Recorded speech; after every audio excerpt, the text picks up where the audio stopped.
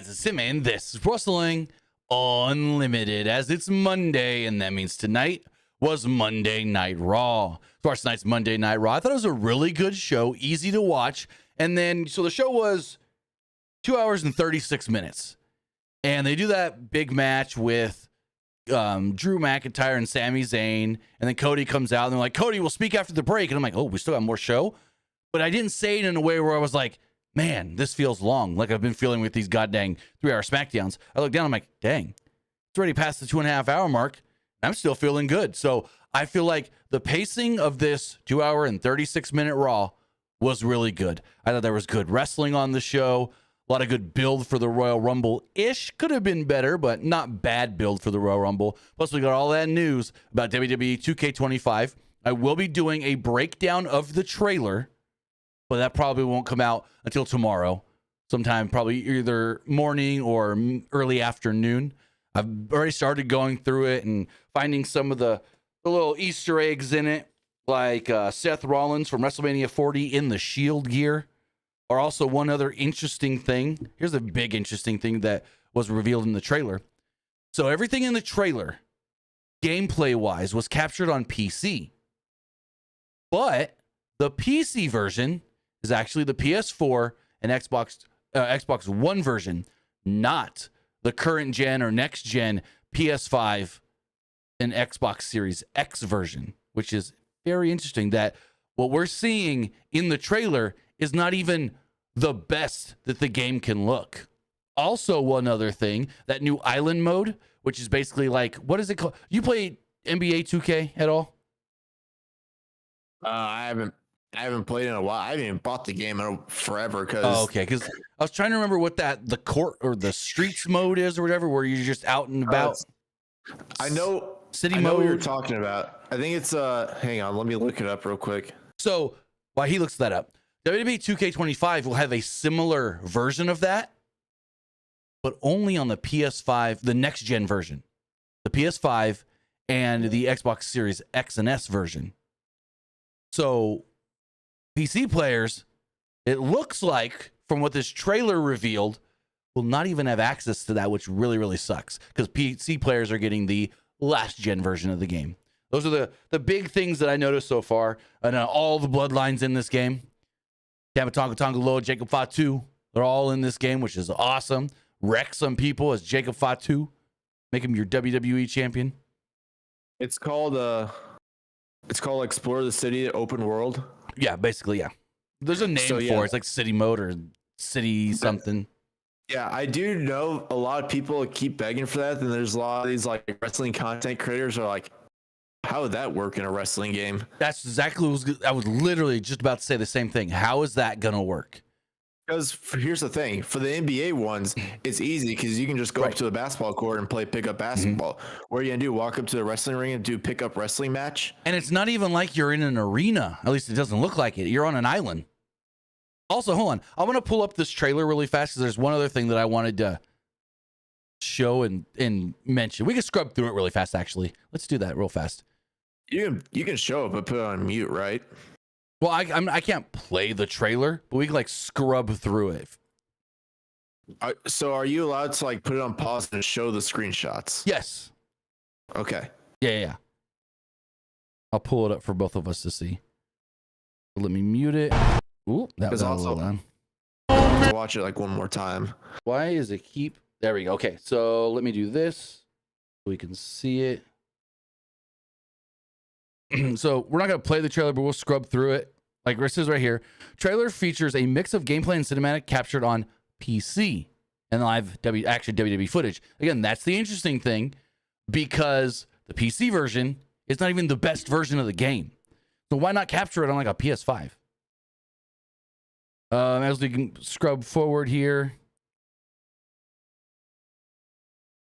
The big thing is the showcase mode is supposed to be the Bloodline. So they haven't announced the showcase yet. It could be Undertaker. I think no.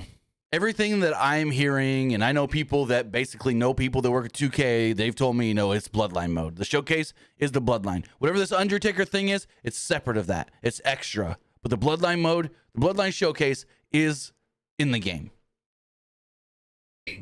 Now the biggest question is for the Bloodline Showcase, what matches are going to show? That is a big what if. They won't show WrestleMania 30. What is it? The one where he beat Edge and Daniel Bryan. That was a big one, honestly. I know, but they ain't putting that in this game. You got him. You got him spearing John Cena right here. You gotta do some matches that aren't like. You can do some matches that aren't like Roman and that's not Roman. True. You could do like Solo winning the North American title. No, because he wasn't Bloodline then, so they're not going NXT that far back. I think it's like he was. Yeah, he was. No, not really. I mean, yeah, ish. He was. I don't think that counts though. I think it's going to be all Roman, and then you might shift to Solo after WrestleMania 40. That's my. I don't know. I could be wrong on that, but that's just what I'm thinking. What about Usos beating Ray and Dominic for the SmackDown tag belts? That wouldn't be bad. See, we have right here Roman fighting Solo on a SmackDown. If you see here, there's a SmackDown logo. So this is Roman and Solo fighting on a SmackDown. We got some sponsors in the game. Snickers and Minute Maid. Slim Jim, I think, because that's the Slim Jim logo. There's our first look at Jacob Fatu. And again, remember, Umaga's in the game too. Remember, all the bloodlines. So Umaga, we're probably going to get Rikishi. We got Usos there in their red and black gear. I love that gear. I thought that gear always looked super cool. Batista fighting Roman on a Raw. Roman and Jay in the Hell in a Cell on a Raw. That's interesting. Got Roman with both belts. Oh, yeah. You can do Roman versus Jay at SummerSlam. So also, this is what I was telling you about with the Seth. Seth in the WrestleMania 40's Shield gear. But then we have also this Seth from the tag match, and I guess it's the same gear he wore in the Drew match. I think. I could be wrong. Undertaker chokeslamming Roman on a SmackDown. Cody. There's Undertaker. CM Punk and Roman on a SmackDown. Him and Solo. Him spearing Tama Tonga. Him spearing Seth Rollins. Superman punch to Punk. And then this. Take it beyond the ring. The island is only available on PS5 and Xbox Series X and S. Footage captured on next-gen hardware here. But everything else was the PC version. So, whatever this mode is, it's basically the city mode, but go for it. So how this works in NBA, you like create your own like character and then you explore the city. So I guess for that one, you have to create your own wrestler, which I need to like practice on creating my wrestlers because I'm not that good. I'm very basic when it's come to creating wrestlers. And so here's another thing I wanted to bring up. If you guys could see it here, there's Roman making his entrance to a ring with no ropes and just random people around the ring. You notice that? I don't know if you could tell. It's a little blurry. I can see it. Yeah, that's very weird and interesting. Like, what could that be? No ropes and just looks like random people around the ring. Do not know.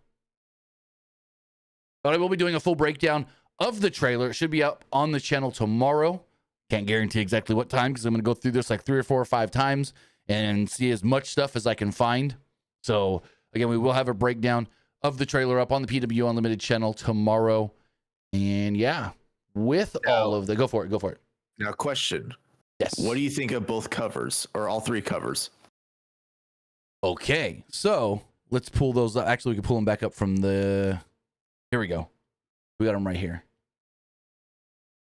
Whoops, wrong button. So, regular cover, the standard edition cover, Roman, Paul Heyman, looks cool. I thought it would look cool when PlayStation accidentally leaked it 3 weeks ago.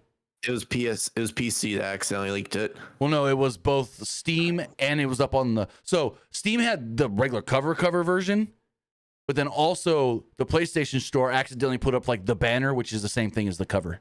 It was just a widescreen version. Honestly, the standard one kind of looks like the Cody Rhodes cover from last year. Like same design almost. A little bit. I don't mind the Undertaker one. It's kind of cool, just simple and whatnot. Now this one. I'm kind of iffy on it. I've seen a lot of people. What? You said you loved it. You messaged me and said you loved It's it. beautiful. That is a beautiful one. Like, I think it's okay. It's kind of weird. Roman is, I get it. Roman's at the top of the tree. He's the tribal chief, this, that, and so forth. But it's like, it's just weird. It's like the branches are coming off of Roman, and I don't know. I don't hate it. I will say that. I think it's very cool and creative. Very creative. But it's just, I don't know. Also, pre-orders go up tomorrow. Game comes out March 14th. Okay, it says it right here. Excuse me. Game comes out March 14th.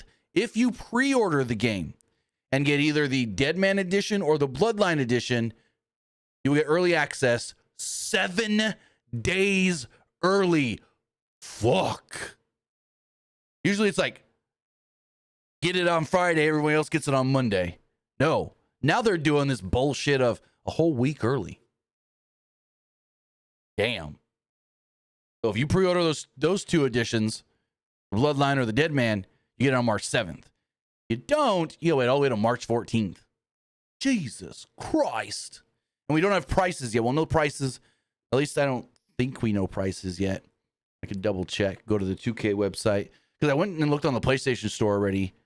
And it just said wish list available soon.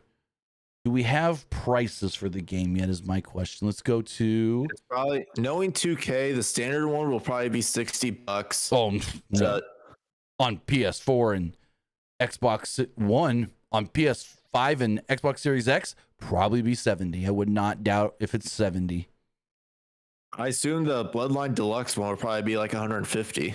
Well, see, so I don't know because last year we had 7. So this is the PS5 prices. It was 70, 99, and 120. So it was 80, 100, 120 for the standard. Then the deluxe, which was the one with Rhea and Bianca on the cover, and then the WrestleMania cover was the WrestleMania Deluxe Edition. That was 120. So PlayStation still doesn't have any prices up. But where's the dang regular 2K website? I can't even find it. WWE 2K. That's weird. Okay, let me do it this way. Let's go WWE games. Let's go okay, 25. Okay, here we go. They have no prices yet. No prices up yet that I can see. Oh wait, buy now what? Oh, 2K24, NBA, and tennis. I will say this though, the open world, the island mode. Yeah, I think that's gonna be very interesting because I feel like it's something that could keep like gamers like more into the game. Like, because well, that's like my faction. My faction keeps giving you stuff to do with challenges and stuff. That's the only reason I've gone back to 2K24 is because my faction. I'm like, hey, there's a bunch of challenges to do right now. Why not? I've personally never gotten into my faction. The only stuff that I've done was showcase mode and My Rise. Yeah, see, I like those objective based modes where it's like, all right, you got to be a male wrestler on your team. And you got to beat so-and-so in this kind of a match. I like those kind of, and it's on this difficulty, and you have to do this, this, and this in the match. I like those kind of things. That appeals to me. Honestly, I'm also really curious to see what the My Rise story mode is going to look like. Because last year, the last game, it was basically Roman held the belt for like so long, he relinquished it, and you basically like win the belt, and then I think at the end you like defend the belt against Roman. Yes. I never finished it. I got like maybe halfway through. I don't even know. I got partway through. I thought it was funny at the end. They had a part where like they made like Brock Lesnar the new like tribal chief. And you faced Lesnar at Mania night 1, then you faced Roman night 2. In last year's game, Brock was pulled out of the game. Brock wasn't in 2K24. He was, but he was pulled from being a playable character. They couldn't take. They had him included in other. They had him included in other things, but they didn't have time to like take him out of those. Because if they did, they would have like had to like restructure a lot of stuff. So they're like, well, screw, we might as well keep him in this stuff, but pull him from being playable. Got it. Yeah, because like I said, I didn't finish the story mode, so I never got that far. They had him in Showcase beating Undertaker at Mania. Yes, I do remember that now. I do remember that. Because he was on the 40 years of WrestleMania cover, but they took him off. Yeah. So very, very interesting stuff. And with all of that, I want to say thank you for joining us here. Twitch.tv/PWU Unlimited, YouTube.com/Pro Wrestling Unlimited, and podcast services all around the globe like Stitcher, Spotify, Google Pod, Apple Pod, Anchor, iHeartRadio, and so much more. Remember, if you're watching live on Twitch, you can help us out a couple of different ways. You can either help us out by hitting that donate button down below or by donating Twitch bits in the live chat. Also, remember, you can help us out by subscribing to the channel one of two different ways. You can either subscribe with a tiered subscription or you can subscribe with Amazon Prime. Because remember, if you have Amazon Prime, then you have Prime Gaming. Prime Gaming gives you a lot of cool things like free games, free stuff for games, and you always get one free subscription to any Twitch channel you want to subscribe to throughout the month. And I greatly appreciate it if you did right here, Pro Wrestling Unlimited. Also, remember, if you want to help us out, you can help us out over on YouTube. You can just hit the subscribe button. That way you know when we post new videos. That way you know when we post the community tab. And that way you know when we post or when we go live. Also, if you want to support the channel in another way and get some cool perks, you can do so by hitting the join button and becoming a channel member. As a channel member, you get emotes and emojis you can use in the live chat. You get to join us for live watch-alongs. Just yesterday, I did a live watch-along of the 1992 Royal Rumble for Patreon subscribers and channel members. And also, we're going to start doing member exclusive Q&As and stuff on the channel as well for both Patreon and YouTube channel members. So if you are subscribed either on Patreon or on YouTube as a channel member, you're all going to get all the same perks. And I do appreciate everybody that did show up yesterday for the watch along. There's a good handful, maybe 5 or 6 people. We're still growing the subscription stuff. We're still growing the memberships. So it's not like we have a bunch of people subscribed. We have a couple, and we do appreciate the people that are there and are supporting us here and what we do, keeping all this on and giving you guys a lot of cool content. Got more things in the pipeline as well. And remember, if you want to get your comment, question, or concern read live on the air, you can do so by donating a super chat in the live chat. Finally, head over to the Epic Game Store. Head over to the Epic Game Store and buy something. Whether you're buying a new game, whether you're buying an old game, whether you're claiming a free game or getting bucks for Rocket League, Fortnite, or Fall Guys, use our code PW Unlimited at checkout and you will be supporting us at no extra cost. Maybe you're getting games for your phone on the new Epic Games mobile store. Use our code PW Unlimited. That's PWU NLIMITED for all Epic Games and Epic Game Store purchases. Some of the games they have on sale right now: Dead Cells, and the Dead Cells Return to Castlevania expansion. Awesome game. Awesome game. Hitman, World of Assassination on sale right now. Outlast 2, Crisis Remastered Trilogy, and Sniper Elite 5 all on sale right now. So when you get those, if you are, use our code PWU NLIMITED. We're also brought to you by David Cookies. We'll talk about them a little bit later. Before we get into Talk of Raw, we do have some bit donations here. Esports Gaming Rules does state that Cody Punk promo got hype up. That Cody Punk promo to hype up Royal Rumble 2025 is amazing. And now, Kofi and Xavier Woods families have turned their backs on them. And even the WWE superstars, faces and heels. Does that mean Big E is coming back for the 2025 men's? No. I mean, I can't say no 100%. But last I heard, which is less than a month ago, Big E was still not cleared. So unless he's been cleared in the last 3 to 4 weeks, do not expect Big E in the Rumble. Is Big E trying to get cleared? Is Big E trying to return? Of course. But in December, he was not cleared. That's all I know. Also, yes, that Punk Cody segment at the end was amazing. Cody came off a little weird. He came off real stoic and like a I don't care about anything but killing Kevin Owens kind of vibe. Like a nothing else in my life matters anymore kind of vibe.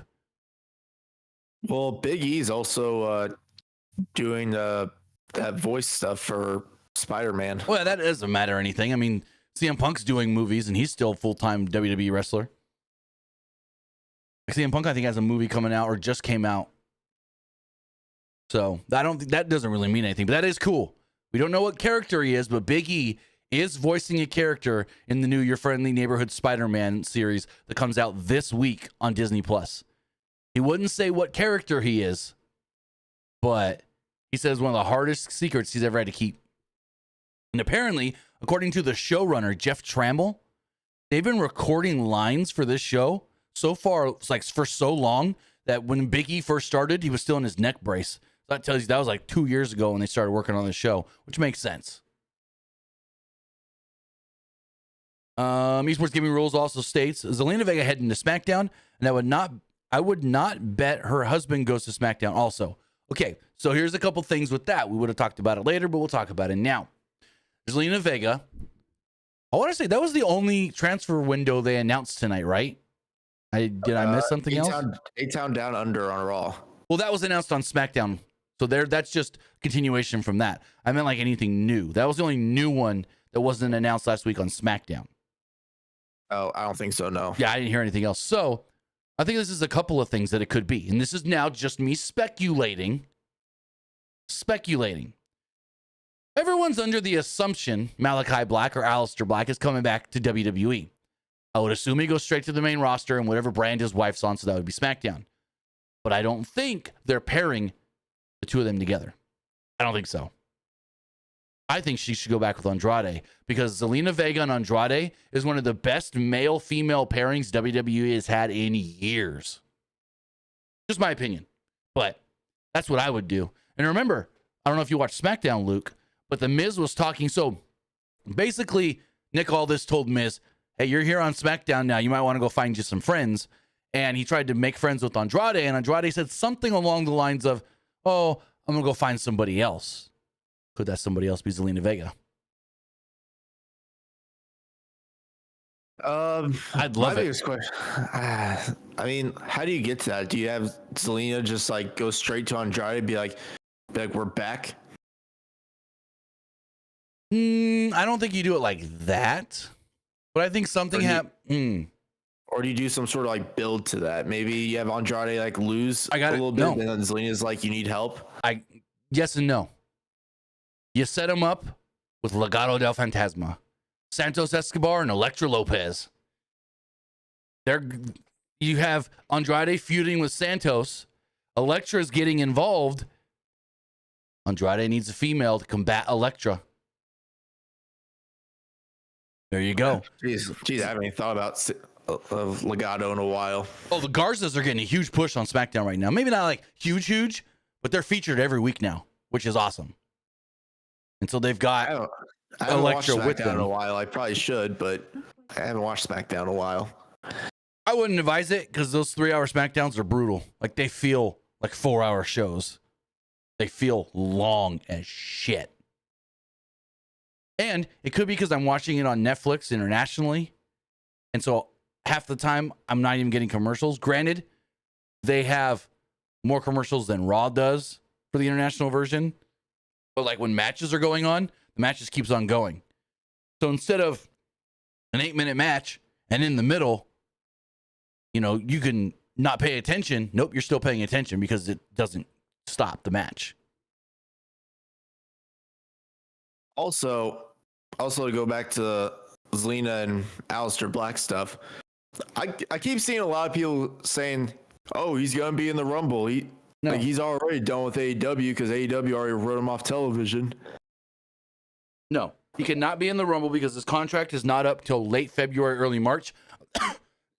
And unless Tony Khan says, sure, you can go there early, which this motherfucker won't, there's no way he's in the Rumble.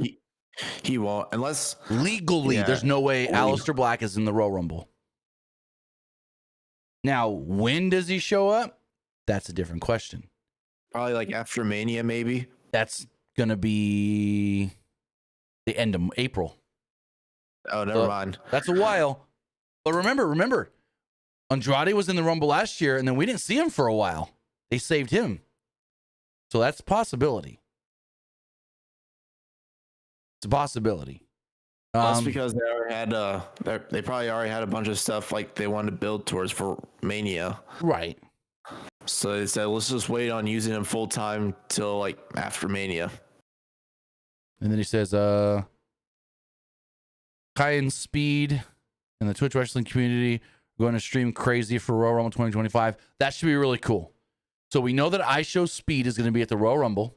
And Triple H told them, you got full access backstage. You can stream, do your live stuff with whoever, whenever, wherever.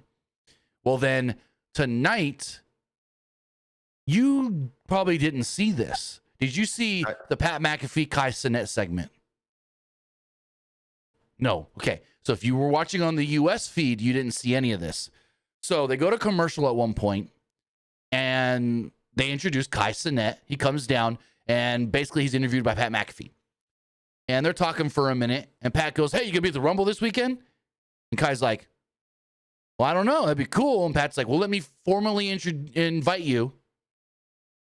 We already know Speed's going to be there streaming. What do you say? He goes, oh, well, then I'll come and stream too. I'll see you there, Speed. And he like calls out iShowSpeed in a funny way. So I don't know if Kai Cenat's going to also be live streaming from the Royal Rumble, but that's what they teased. Both him and iShowSpeed will be live on their respective platforms during the Royal Rumble pay-per-view, which should be really cool. I think if they do it right, because Triple H also told Speed, you can come sit in Gorilla with me. So how cool would it actually be for some people that want this? Not everyone's going to want this. But what if Speed is live in Gorilla showing you who's entering next in the Rumble before the countdown goes down? So if you're watching just the Peacock feed, you don't know until the countdown's over. But if you're watching iShowSpeed's live stream, you're about to see that person maybe 10 seconds, 20 seconds before. That'd be a cool thing to do. Just saying. I don't know. Not everybody would want that, but respectfully, I don't think people really want Speed to like spoil who's going to be in the Rumble next. Well, like that's why I said like when the countdown starts, that person walks up, and then if you see it on the stream, you see them on the stream. But it's like you're not going to spoil it 10, 15, 20 minutes beforehand. Maybe 10 seconds beforehand. I don't know. I'm probably not going to watch. Well, you'll be there. You'll be there live, so you're not watching. Unless you want to see like the both sides, but it's kind of a waste. Well, that's saying, you're there. Well, that's what I'm saying. If you're there live, you're not watching anything on your phone, the broadcast. But granted, if anything, I've done that before. I've gone to a SmackDown. No, never mind. I didn't. That was a NASCAR race. I've done that before. I've gone to a NASCAR race, and I had the broadcast on my phone so I can hear commentary. I tried to do it at a SmackDown and didn't have reception. That's what it was. I tried to do it at a SmackDown and had like 0 bars. One of my friends went to a Survivor Series in 2019, I believe. That was the Raw versus SmackDown versus NXT show. Mm-hmm. And he said after the show, he was going to watch, he's going to like listen to it later to like listen to commentary, like and stuff. And he's like, the funniest thing is during the men's Survivor Series match, they were like hyping up Gunther like so much, and then he got eliminated in like 5 seconds. You know why? Vince hates him. Vince saw nothing in him. And I said, when I heard that, I was like, well, Vince is out of touch. That is the moment. Like people for years were already saying Vince is out of touch. Vince doesn't get it. When I heard Vince didn't like Gunther and saw nothing in Gunther, that's the moment when I said, oh, well, Vince is done. Oh, yeah. But you got to give credit because Vince was still the one booking when he put that IC title on Gunther, though. Vince was the one that made the decision or okayed the decision to put the IC title on Gunther. So I'm sure Triple H was probably pushing for it, though. I wouldn't doubt that. Because I know, Vince never really liked Gunther because he saw one look at him and he was like, this is a guy you want me to push? Also, granted, that was before Gunther lost the weight. He was still a little bigger. So maybe once he came to the main roster and had lost all the weight, Vince saw something in him. I don't know for sure, but I'm pretty sure Vince wanted him to lose all that weight, though. Yeah. They've told Kevin Owens to lose weight at one point. No, so the rumor was when Vince was doing all those budget cuts, the reason why Bronson Reed and Keith Lee got released because Vince wanted them to lose weight and they didn't. Yeah, I heard that. Don't know if it's 100% true, but that was one of the rumors going around. Yeah. And now Bronson Reed, despite the injury, huge star. Like his size helped him. So, but let's get into this Raw. The show opens up. You hear Michael Cole and Pat McAfee on the house mics talking. Cody Rhodes, his wife Brandy, and their daughter Liberty are shown entering the building. Naomi and Bianca Belair enter. Liv Morgan, Raquel Rodriguez as well. Sami Zayn and Drew McIntyre also shown. We then get a cool drone shot inside State Farm Arena in Atlanta. Pat McAfee quickly runs down the results of Saturday night's main event. And then out comes Seth Rollins to kick off the show. This is a good segment. And I love the way that Logan Paul played up the boos, where he's like, they're booing the crap out of him. And he looks at Gunther and Seth, and he's not, upset that they're booing him or mad or anything. He's just like, hey, that's called getting attention from the crowd. Telling them, boos like that is a good thing, which it is. Getting booed like that is actually better than just a boo or a slight yay. No, getting booed like Logan is one of the best ways for a heel to get over. So I thought that was great, and I thought Logan played it up well as well. I still think Logan needs a little more work on his promos, because sometimes he comes off a little stiff in his delivery. But what were you going to say? So with those drone shots that they showed at the beginning, I saw someone on Twitter say, how long do you think it would be before one of those drones falls and hits somebody and there's a lawsuit? Well, that is a real possibility. So let's take this back to AEW for a moment. When Matt Hardy debuted in AEW, he wanted to bring the drone. But apparently, they were told from the fire marshal the drone is not allowed because there are fans in the stands. There weren't a lot, but that was when they were first starting to let some fans in to Daly's place. And they were letting more people in. And they said because there's, and this was granted 2-3 years ago, but because there are people there, there is a risk of injury. If something happens with the drone, they wouldn't allow it.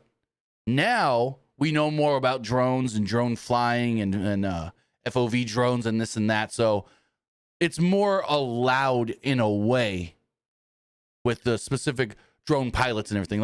They're not letting just anybody fly that drone. You have to have your drone pilot's license. Your I should know this because I need to get it. Your it's on the tip of my tongue. Fuck. I know this. Part 107. Yeah. The only people allowed to fly those drones around in the building are actual licensed piloted drone pilots with the Part 107. So that's the interesting thing. And basically to get that license, it's the same license test you have to take to actually get your pilot's license.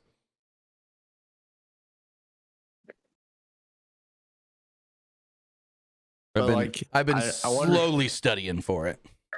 But I do wonder if there's going to be a lawsuit if one of those drones actually does hit somebody. You can sue. If you are injured because one of those drones malfunctions and falls and hits you and you legitimately are injured, you can sue WWE. Yes, that is an actual possibility. Now, granted, there was somebody that went to WrestleMania 38 and said that because the speakers were too loud, they lost some of their hearing, so they're suing WWE. Now, that's some bullshit. That's some bullshit. Because you're going to a loud event. That's on you. A drone falling. Go for it. Wasn't there another BS lawsuit not too long ago? Probably. There's been a couple where I remember there was one about a year ago where some guy that's worked for, I don't know if he's an indie wrestler or just worked on the indies doing different things, said that WWE stole my ideas and plagiarized me. So he sued them. Oh, yeah, I remember that. I'm like, what? He tried suing them for stolen ideas of Bullet Club something. I don't know. Yeah, that was dumb. But that was the one I was talking about. Okay, gotcha. Yeah, that one was dumb. I think that's even more dumb than the hearing loss one because it's WWE ain't stealing your ideas. They don't even know who you are. Anyways, Seth Rollins comes out to a good reaction from the crowd. He said it was his favorite time of the year, the kickoff to WrestleMania season, which starts this Saturday with the Royal Rumble. He admitted that 2025 didn't get off to a good start for him. He suffered the worst and most embarrassing loss of his life to CM Punk. The crowd starts chanting for CM Punk. He said, not only did I lose, I got a black eye as big as the city of Atlanta.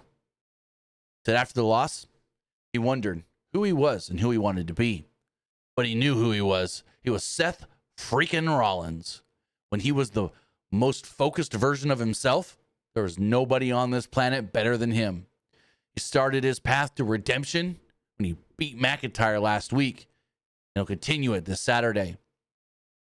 He said he had no problem tossing out John Cena, tossing out Jey Uso, Drew McIntyre, Sami Zayn, or even Roman Reigns, because that's the one that he hopes that he personally gets to toss out of the Rumble.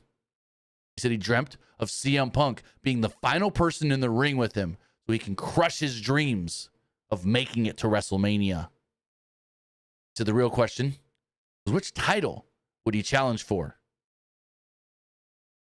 Cody Rhodes? Gunther? And out came Gunther.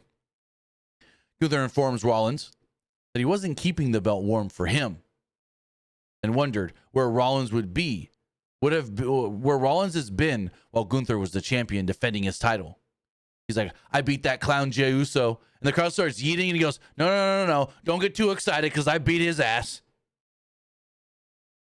He said he advises Rollins, ignore the drama, focus on the Rumble. And then wondered, who are you going to challenge? Is it going to be me?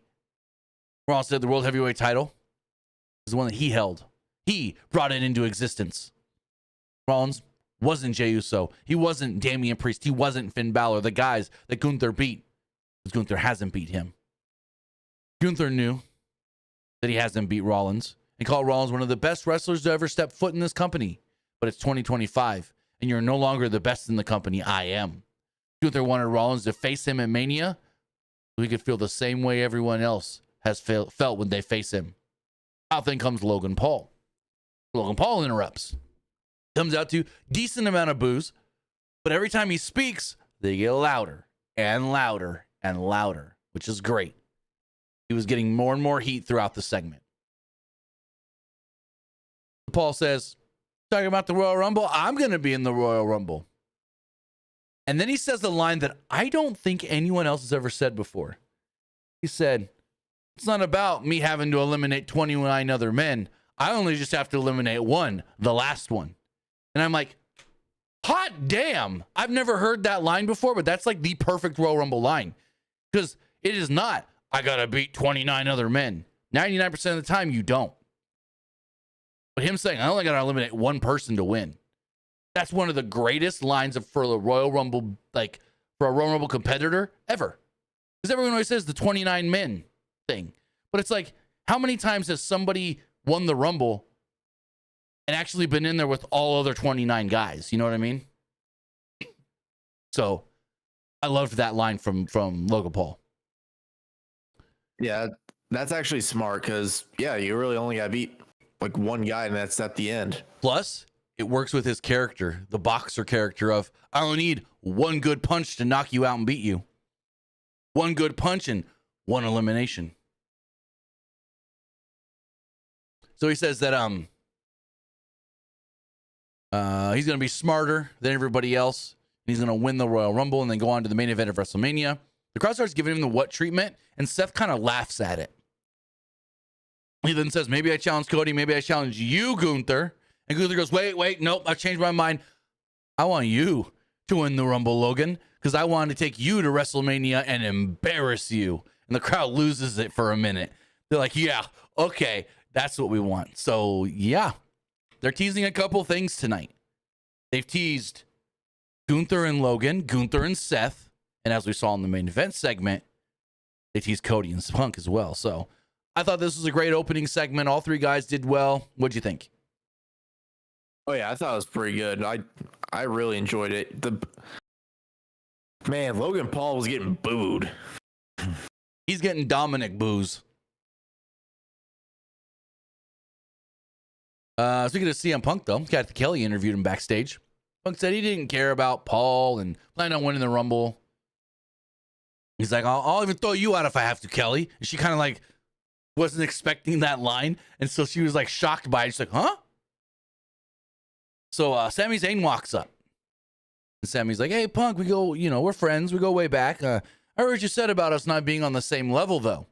And I agree. And Punk looks at him like, really? And Sammy goes, yeah, I agree. And it's true.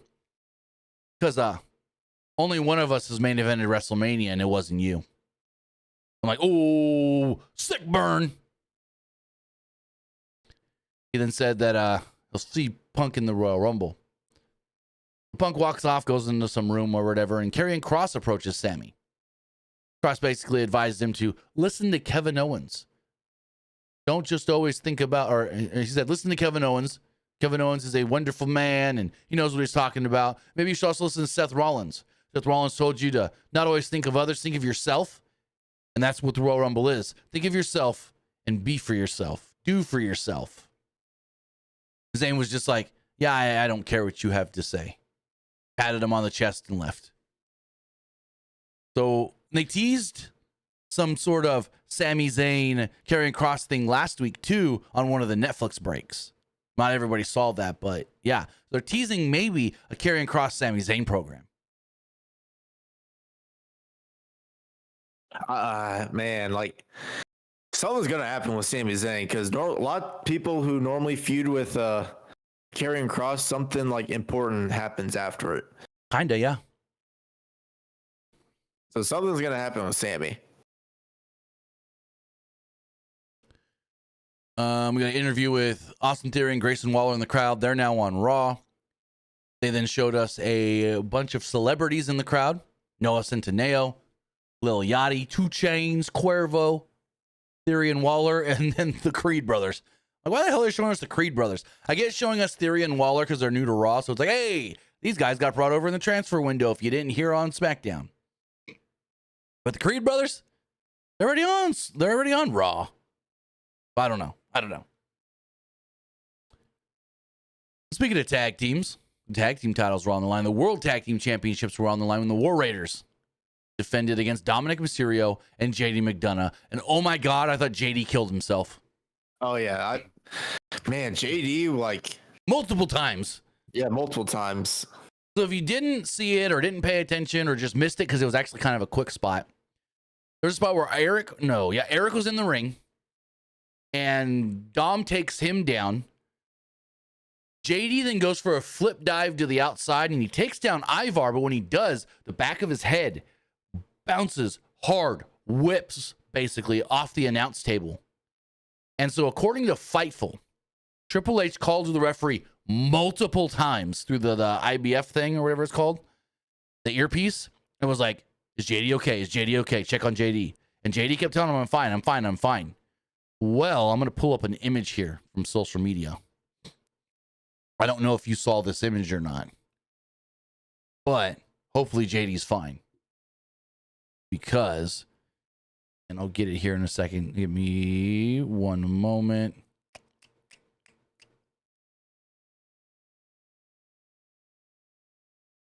Let's see. Gotta find the image now. Here it is. So this image right here, I don't know who took the actual image. It was just floating around social media. So I do apologize for not giving credit. But apparently they went to the back and JD immediately, like, I don't know if he passed out, fell over or something, but he went to the ground and medical was checking on him. So hopefully JD's okay. I saw that photo and I was like, yeah, hopefully he's fine. Also, fast forwarding a little bit, this tattoo on Xavier Woods, is that not the greatest thing a heel has ever done? You know what the tattoo is? Yes, no? What does it say? No. So it is the Majin Buu Dragon Ball Z tattoo. And if you know, you know. When Vegeta basically had his second heel turn. Well, so I'm gonna nerd out for a second. First time we ever see Vegeta in Dragon Ball Z, he's a bad guy. He's the heel. He's trying to kill Goku, Kakarot, bring him back to their planet. He eventually turns good, turns into a baby face. He aligns himself with Goku. Well, eventually down the line, Majin Buu takes over. Like, starts to control him, turns him into a heel, basically, a bad guy. And when he is under Majin Buu's spell, he has that same M on his forehead. So, Xavier Woods is now a bad guy, a heel, a villain, and he's got the Majin Buu tattoo on him because he is now crossed over to the dark side. Ain't no fucking better thing than that. It's so great. Like, granted, he's not going to get it on his head, but getting it right there on the shoulder, holy crap, is that awesome. That is actually pretty cool. The way, if you know kind of thing. Yeah. If you know, and I know, and it's freaking great. So, me nerding out a little bit over Dragon Ball Z shit. Anywho. Let's get back to this tag match. It's actually a really good match despite JD almost killing himself a couple times. Also, before that, Muscle Man 85 with a bit donation. He says, what are some WrestleMania matches you guys would like to see?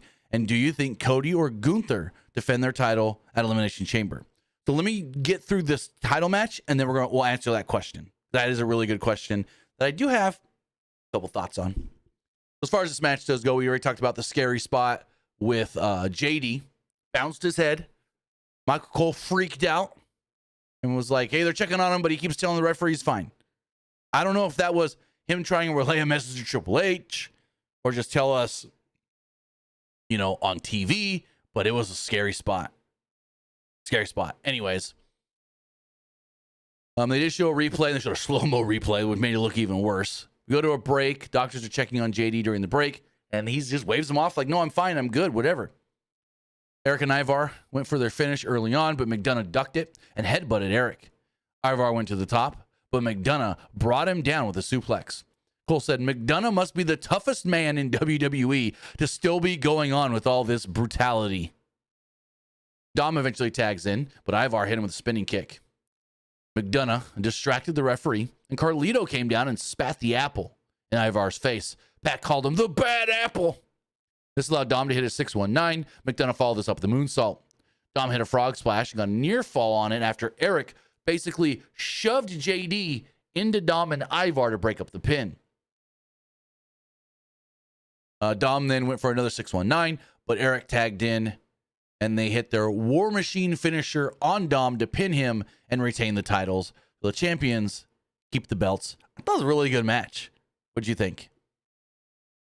Yeah, I thought it was a pretty good match. I feel like the tag division on both brands a little bit have been, maybe not SmackDown, but I feel like on Raw it's been a little lackluster. I'm pretty sure I've said this before. Correction here. Thank you, Bangs. I always forget about that one. He wasn't technically controlled by Majin Buu. He was controlled by Babidi, Vegeta. Back to the Dragon Ball Z stuff. But yeah. It's all it all plays together. I haven't watched that in so long, which I should know because I literally, not too long ago on the newest Dragon Ball Z video game, I played through that whole storyline. I should have known that. Anyways, good match. I liked it.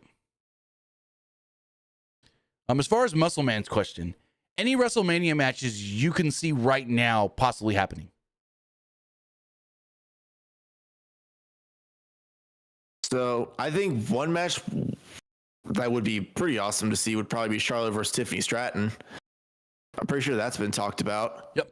That is basically the big thing they're talking about with Charlotte's return, which I think Charlotte wins the Rumble and then challenges Tiffy. I think another match that they talked about is possibly Rhea defending against Bianca, which those two already work really well together, but I don't think we've ever seen that match at Mania. No, we have not. Not even for a title, because I want to say not last year, but the year before, Bianca was supposed to defend her title against Rhea, and Rhea was pulled for an injury. Not at Mania, though.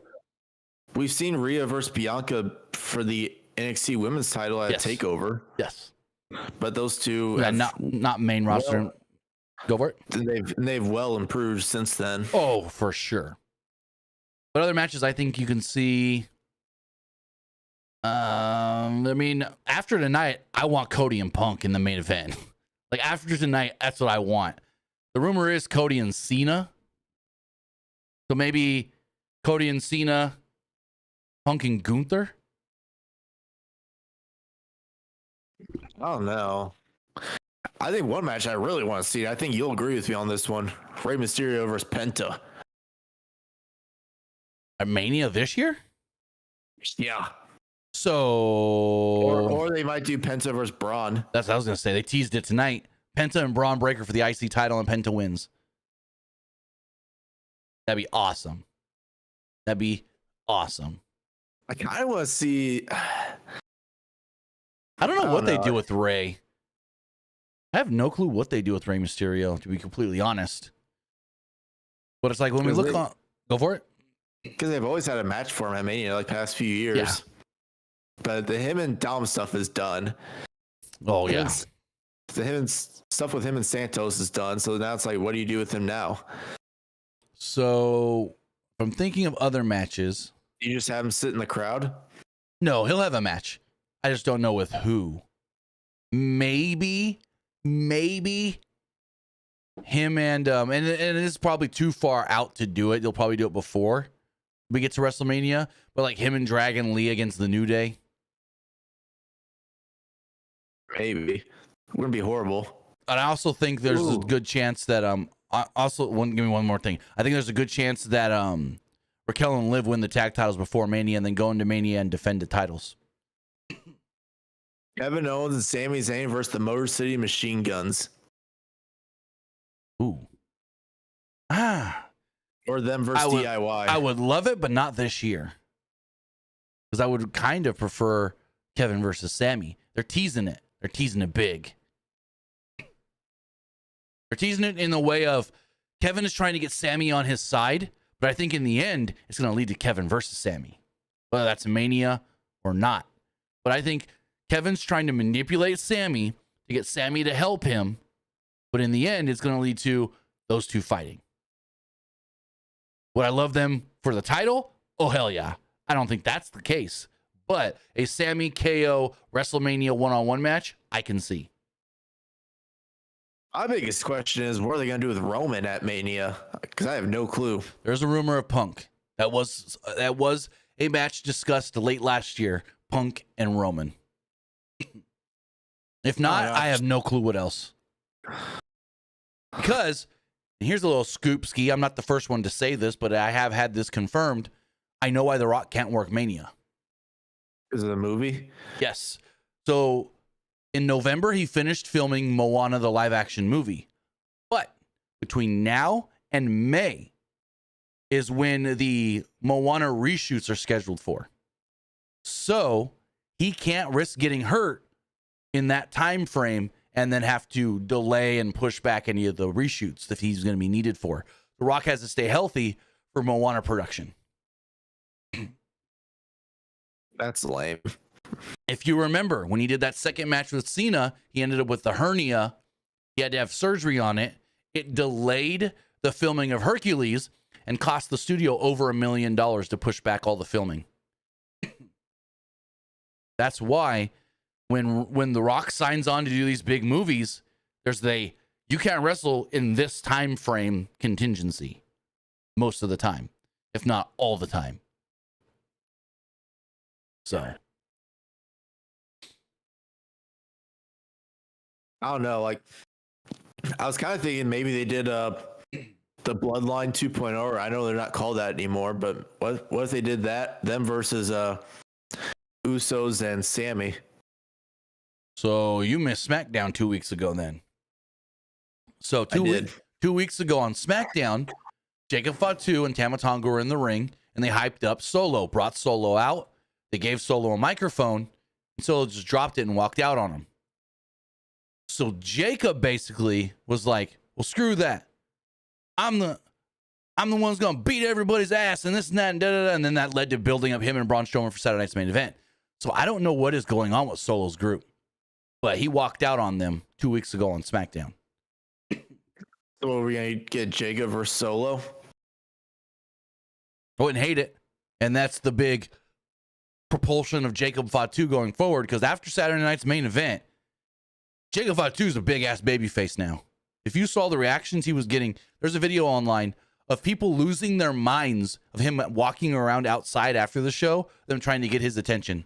Jacob Fatu, with all those splashes and hip attacks and moonsaults to Braun Strowman, got him over huge as a babyface.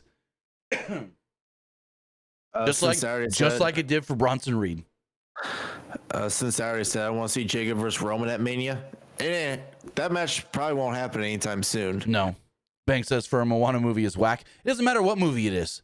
If he's signed on for a movie and it is currently in production, he has to stay healthy. It doesn't matter if it's Moana. It doesn't matter if it's him doing something for like Paw Patrol live action. I don't know. It doesn't matter what the movie is. Cena, I'm shocked that Cena's able to work the Rumble right now, because Cena is in Hungary filming the Matchbox movie. For like the Matchbox cars, they're making a live action movie about that. And Cena is the main actor in the movie. He's literally filming right now, where he's been in the last 2 weeks, not on Raw or SmackDown. So, yeah, we'll see what all plays out. But there's a lot of possibilities for WrestleMania, and we'll know probably at least. So, we will know at least one Mania match coming out of Rumble, if not both of the Rumble winners and who they're facing. If it's Charlotte, very obvious it's going to be Tiffany.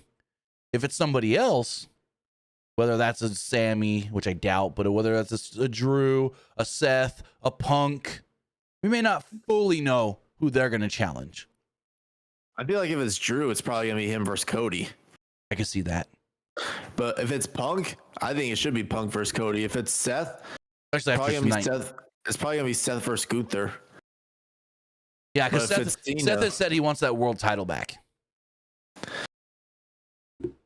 Yeah, I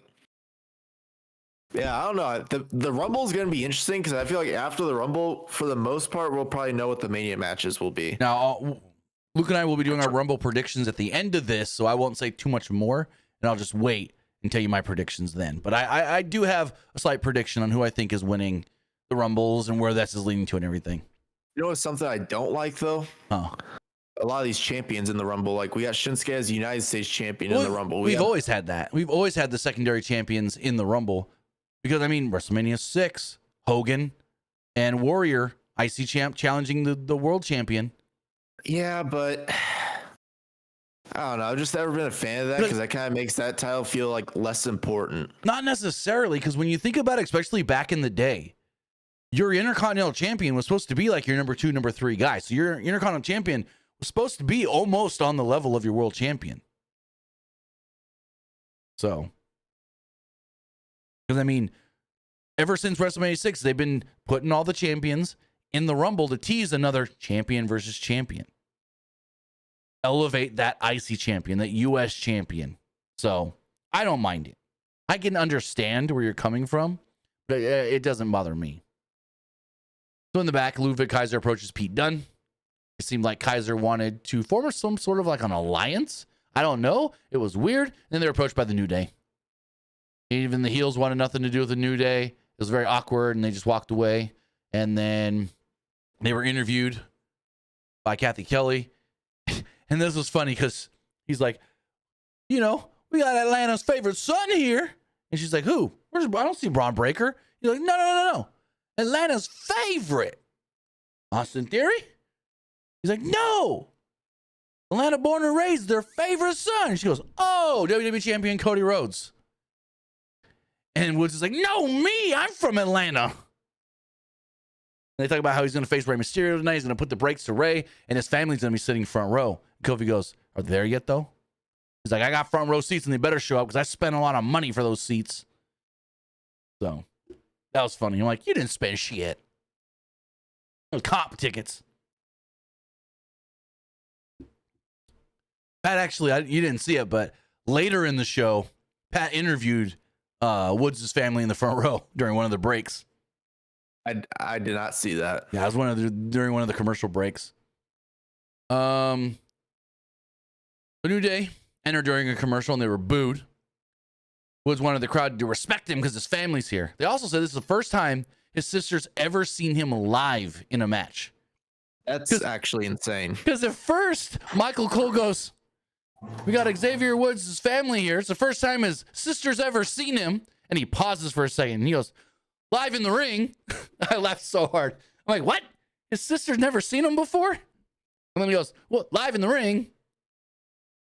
That was funny. Anyways, so they come down to the ring. They make like a Kirk Cousins joke about how the Falcons can never win, but they're going to win. And they show some celebrities, Lil Baby and Mark. I don't know who these guys are. I'm going to say it right now. I don't know who these guys are. I don't follow the rap scene. But just Atlanta locals. Well, not necessarily, because like they had Kai Cenat there and he's from New York. So I don't know. But where was I? They're showing all these different people. They showed that they had 4 seats actually in the front row for Woods' family. He said reserved on them, but they weren't there. Then the LWO come out, and Michael Cole goes, after the break, we got some breaking news we're going to tell you about Zelina Vega. So we come back, and they do tell us Zelina Vega has been moved to SmackDown in the transfer window, which we already talked about. Kivish says Killer Mike. I thought they said Miller Mike. My bad. I don't know who this guy is. So moving forward, they told us that the crowd is a sellout crowd. 12,432, which is awesome to hear. Another sold out crowd for WWE. And then we got an 11-minute match. Rey Mysterio and Xavier Woods. So Woods wrestled in black jeans, black knee pads. Kingston also wore all black. And I love that Cody shaved all this off because it makes him look like one of those old school, like what are they called? Like the Black Panther group from back in the day, like what are they called? Like the old school activist guys that were fighting against the man, like we see in Forrest Gump and a bunch of other movies. But yeah, that was the first time I ever saw the Black Panther group and Forrest Gump. Yeah, I know what you're talking about. Yeah, that was the first time I ever heard about or learned about the Black Panther group and that kind of groups and stuff. So that's why I always go back to Forrest Gump with that. But you know, Kofi looks like one of them where it's like it's us against the man kind of guy, which is it's cool, changing up the look a little bit because you're a heel. So Woods cut off Ray's comeback and attempted to hit him. He tried to attempt to break off Ray's comeback, but Ray got out of it. Sunset flip powerbomb off the ropes, followed by a code red for a 2. Pat goes, we saw Mommy do one of those to Naya at Saturday night's main event. Woods, they start fighting on the outside at one point, and Ray was shoved into the announce desk as we go to a break. Come back, Woods noticed his family has finally showed up. His sister, his mom, his dad, and little Yachty in the front row. Woods is like, yeah, you're here. What's going on? And then his mom and dad unzip their jackets, and they've got the New Day Sucks shirt. Then his sister wouldn't wear it. She just had the shirt, and then I guess she couldn't wear it because what she had to do, she threw the shirt at him. So if she was wearing it, she wouldn't have been able to throw. But anyways, and then I think Lil Yachty's got the shirt as well. It was all funny. Really cool. I like the way they did it. So Woods is all mad, gets back in the ring, and Ray took the advantage of him being distracted. 619 springboard splash and pinned him to pick up the victory. And Woods' family cheers that he lost. Ray then puts on a New Day Sucks shirt and posed with the Woods family. Oh, this is all cool, fun, and not bad. Like I saw some people online not liking any of this, so I was like, hey, it was an easy 11 minutes to watch, and it all played into the New Day storyline, and it was fun. I enjoyed it. What'd you think? I saw the shirt go on for sale this morning on Shop. Yeah. So like when they released the shirt, they're like on TV, I was like, oh yeah, this is the shirt they released this morning. Mm-hmm. I wish they would have saved it though for releasing it tonight. Nah. Then it would have made it like more surprising, bigger reaction. Be like, oh, they got a new shirt. True, but it's also like how many people are of those, say the 12,000 people that were there live, how many of them probably saw it on social media? Maybe 20%, if that. Not everybody's on social media all day, especially on a Monday. Maybe Twitter. I don't know. But if you do want to buy that shirt, we have a link up to get that shirt on the community tab here on YouTube and all our other social media platforms, Twitch, Threads, Blue Sky, and Facebook. If you use our link, you are supporting us here at Pro Wrestling Unlimited when you go get the brand new New Day Sucks shirt. If you want to be just like 12,000 strong inside State Farm Arena chanting, New Day Sucks, New Day Sucks.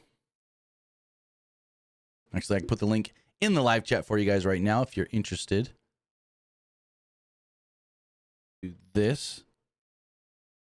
Get your New Day Sucks shirt now. If you use our link, you will be supporting us here at Pro Wrestling Unlimited. Link should be in both chats on Twitch and YouTube. There it goes. So in the back, Seth Rollins approaches Sami Zayn. Zayn wanted him to know the haluva kick last week was not unintentional. It was an accident. I didn't mean for it to happen. Rollins knew that. Said, you can understand why I would think otherwise, though, right? If it happened again, though, Rollins will not think it's a mistake. He shook hands. Rollins told him to get the win tonight over Drew. So then we got, how much of this Jey Uso entrance did you actually see? Because a lot of it felt like it was during like a commercial break. I saw most of it. Because this felt like filler. Jay comes down with Lil Yachty. McAfee's losing his shit on commentary, yeeting. Or not Lil Yachty, it was Quavo. Go for it. When I was watching this entrance, I was like, oh, somebody's probably going to get their match cut because of because the entrance going super long. Well, I felt like it was just to fill a break. But I could be wrong. Probably. So they come down to the ring, they're doing all their things and whatnot and this and that. And Jay gets on the announce table and goes, hey, I might have lost to Gunther at Saturday night's main event, but I'm going to be in the Royal Rumble. And I'm going to win the Royal Rumble. Then I'm going to go to WrestleMania. I'm going to kick everyone's ass and be the champion. And that was it. Literally, that was it. But they wanted to do... It's the most over thing in WWE right now. So you got to do the Jey Uso entrance every chance you get. It's one of the coolest looking visuals that they have with everybody doing the yeet in the crowd and him coming out with a different rapper. It's the second time now he's done it with a different rapper. So we'll see. McAfee was losing his mind to the point where he was yeeting so hard that he lost his headset. During the break, McAfee went over and talked to Xavier Woods' family and Lil Yachty. McAfee asked Lil Yachty, you ever gonna get into the ring? Lil Yachty goes, I'm only gonna get in the ring if it's with Rhea Ripley. I'm just like, what the fuck? Okay. The crowd seemed amused, and then he held up a Rhea shirt. I'm like, oh, sure. And then he goes, he asks Woods' sister, he's like, so what do you think about the way your brother and Kofi have been acting? And she's just like, yeah, I don't really like it. He's a bad guy now. And I'm like, okay. They didn't prep him for this one. But then the crowd, he also got the crowd to do the New Day Sucks chant, and the family was just having a blast. They got focused on, and they got made to feel like big deals. So that's really cool that a wrestler's family got to feel like that during the show. I always find it cool to see like wrestlers' family involved on TV or some storyline in some way. I think that's just a really cool thing. Well, that was like, go for it. And speaking of that, do you remember like Tori Wilson? Have you seen? I think it was Tori Wilson's interview with Chris Van Vliet. Hmm? Chris asked Tori like, "How'd you feel about your dad being involved with the storyline with you and like Dawn Marie?" Then she was like, she said she thought it was exciting for her dad to have a special moment in WWE. Yeah. Well, no, because like speaking of like families being involved, 2 weeks ago they were in San Diego. Ray fought Kevin Owens, and they did a little thing with Kevin Owens talking shit to Aaliyah, and then Ray and Kevin fighting in front of Aaliyah. And then there was a spot where like Kevin grabbed Ray and he like threw him into the over towards the ring, and then he walks over and he just rubs Aaliyah on the head like, "Good one, kid." Like, you know how like someone will walk up to a kid and like rub their head to mess up their hair a little bit? He does that to Aaliyah, who's sitting in the front row. Oh, that was funny. That's funny. Because like there's a whole like 3-minute segment in that match where Ray takes down Kevin in front of Aaliyah, and then Kevin's like right in front of her, and he's all like beat down and everything, and then he's like yelling at her for a second, laughing at her, and then he gets the advantage. It was a good little spot involving her. You could tell like she kind of tried to get involved-ish and play around with it, but like she also seemed a little nervous, like she wasn't. I don't know. It was a little weird, but it was cool also at the same time. It's like, why should she seem nervous? They had her freaking making out with Buddy Matthews and shit for months. Wasn't she like 19 at the time? Oh yeah, she was legal, but it doesn't matter. I mean, consent. Still. No, I mean, you've got on movie sets, you've got like 16, 17-year-olds making out with people in their 20s in movies. I mean, big age gap though. Well, how old's Buddy Matthews? How old's Buddy? Let me look that up right now. I got it. Buddy Matthews is, oh shit, he's my age. He's 36. And he was like, what, 33 at the time? Probably. How old's Aaliyah? Aaliyah Mysterio. Age. Oh, she's now 23. She was, So yeah, she was about like 20 or 19 at the time. Yeah. I mean, it's fine. It's like Leonardo DiCaprio. He's in his 40s, 50s, dating 19-year-olds. I mean, Bill Belichick, he's 70-something, and his girlfriend's in her 20s. I think she's still in college. So Jackie Redmond's in the back with the Women's Intercontinental Champion, Lyra Valkyria. Valkyria says she's ready to defend her Intercontinental Championship, but first, she's got something she needs to do. She's announcing that she will be in the Royal Rumble, and she's going to win the Royal Rumble. So American Made then interrupt. Chad Gable told Valkyria that Ivy Nile is going to take the belt for him. And Ivy kind of looks at him and goes, for us, for the group, for the group, for the group. And then Valkyria said that, you know, this was as close as Ivy's ever going to get to the belt. Nile said that I'm going to face you and fight you. And I'm going to, and Lyra just kind of like shrugged her off like, yeah, no. Brian Murray talked about 2K. So if you want to rewind to the beginning of this video, we broke down a lot of the stuff from the trailer, and we talked about the pre-order and when the game comes out and this and that. We've already talked about all that.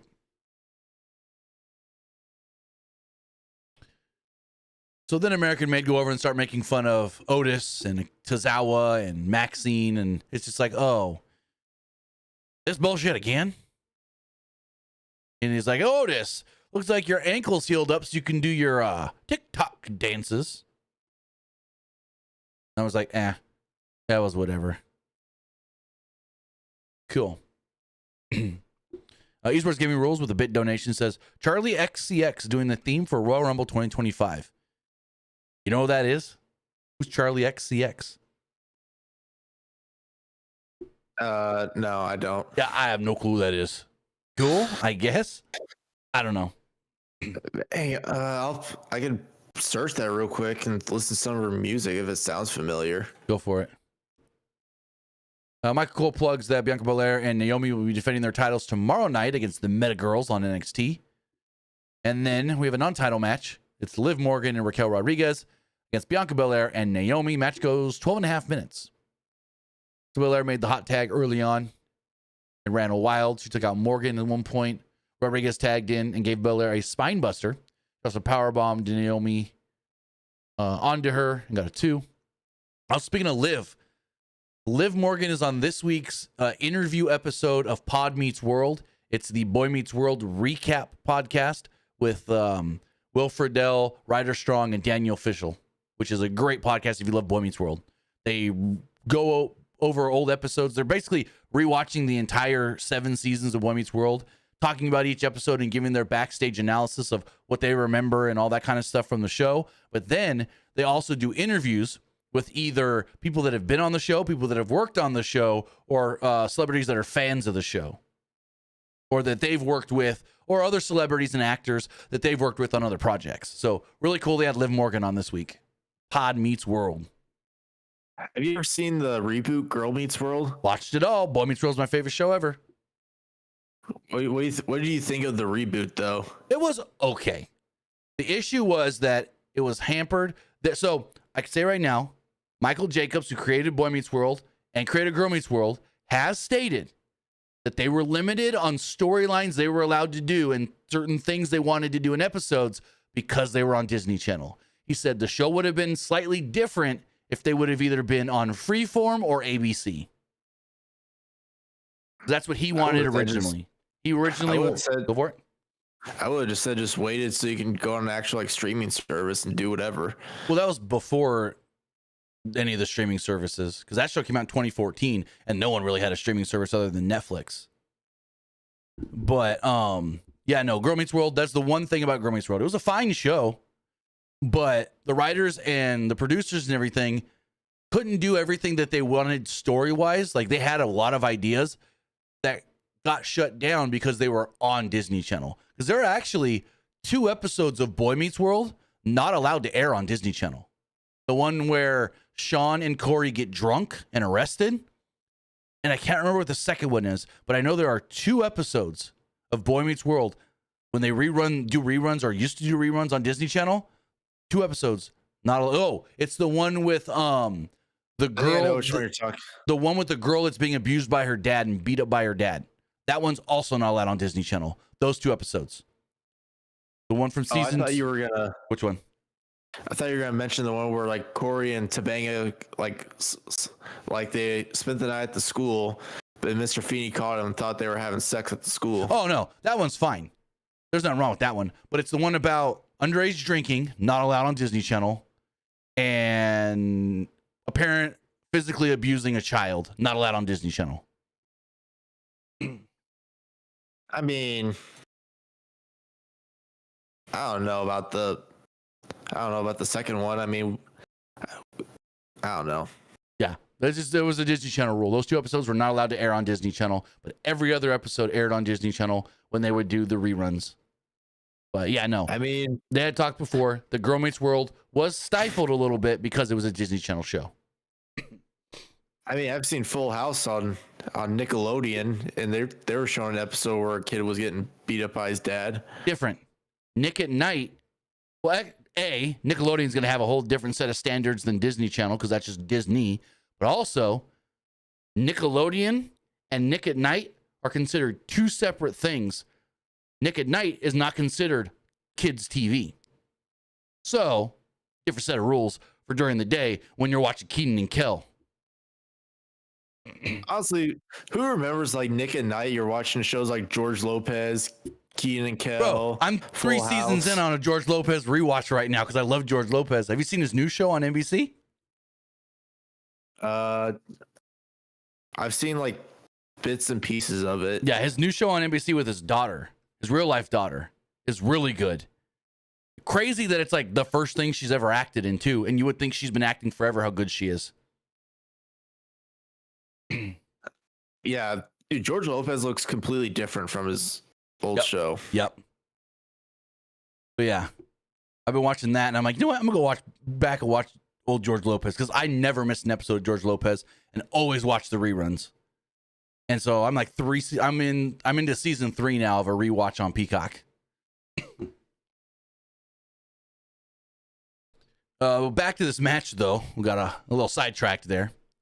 Morgan at one point went for an Oblivion, but caught her and hit a KOD.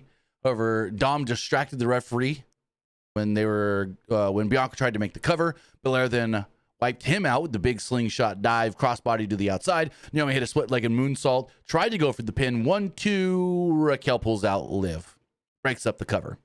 This is all happening inside, in front of the referee, which is not that big of a deal. Raquel at one point gives this Tejano bomb to Naomi on the apron, And then we go to the finish, which was okay, I guess. It wasn't the greatest of finishes. It was odd that Bianca completely disappeared after hitting a dive. She never came back from that, which is weird. And the crowd kind of died as well. And then, well, Naomi was just beat, rolled up and cradled by Liv Morgan. Good match, and then the finish kind of just came out of nowhere. It almost felt like, hey, time to go home. Finish. So, because that's what happened in the Gunther Jey Uso match, Saturday Night's main event. They had the time cut a little bit, and the referee had to tell him, go now. And that show ended at the last minute. What'd you think of the tag match? I thought the tag match was pretty good. I thought it was pretty good. Kathy Kelly interviewed Rhea Ripley backstage. She said it didn't matter who wins the Royal Rumble.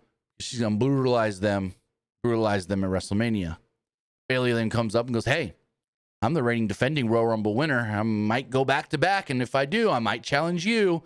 And she was just like, all right, well, I wish you luck. And so Rhea leaves. Bayley turns around and goes to walk off, and there's Io. And Io walks up to Bayley, and Bayley's just standing there, stern, and Io just goes, see you Saturday.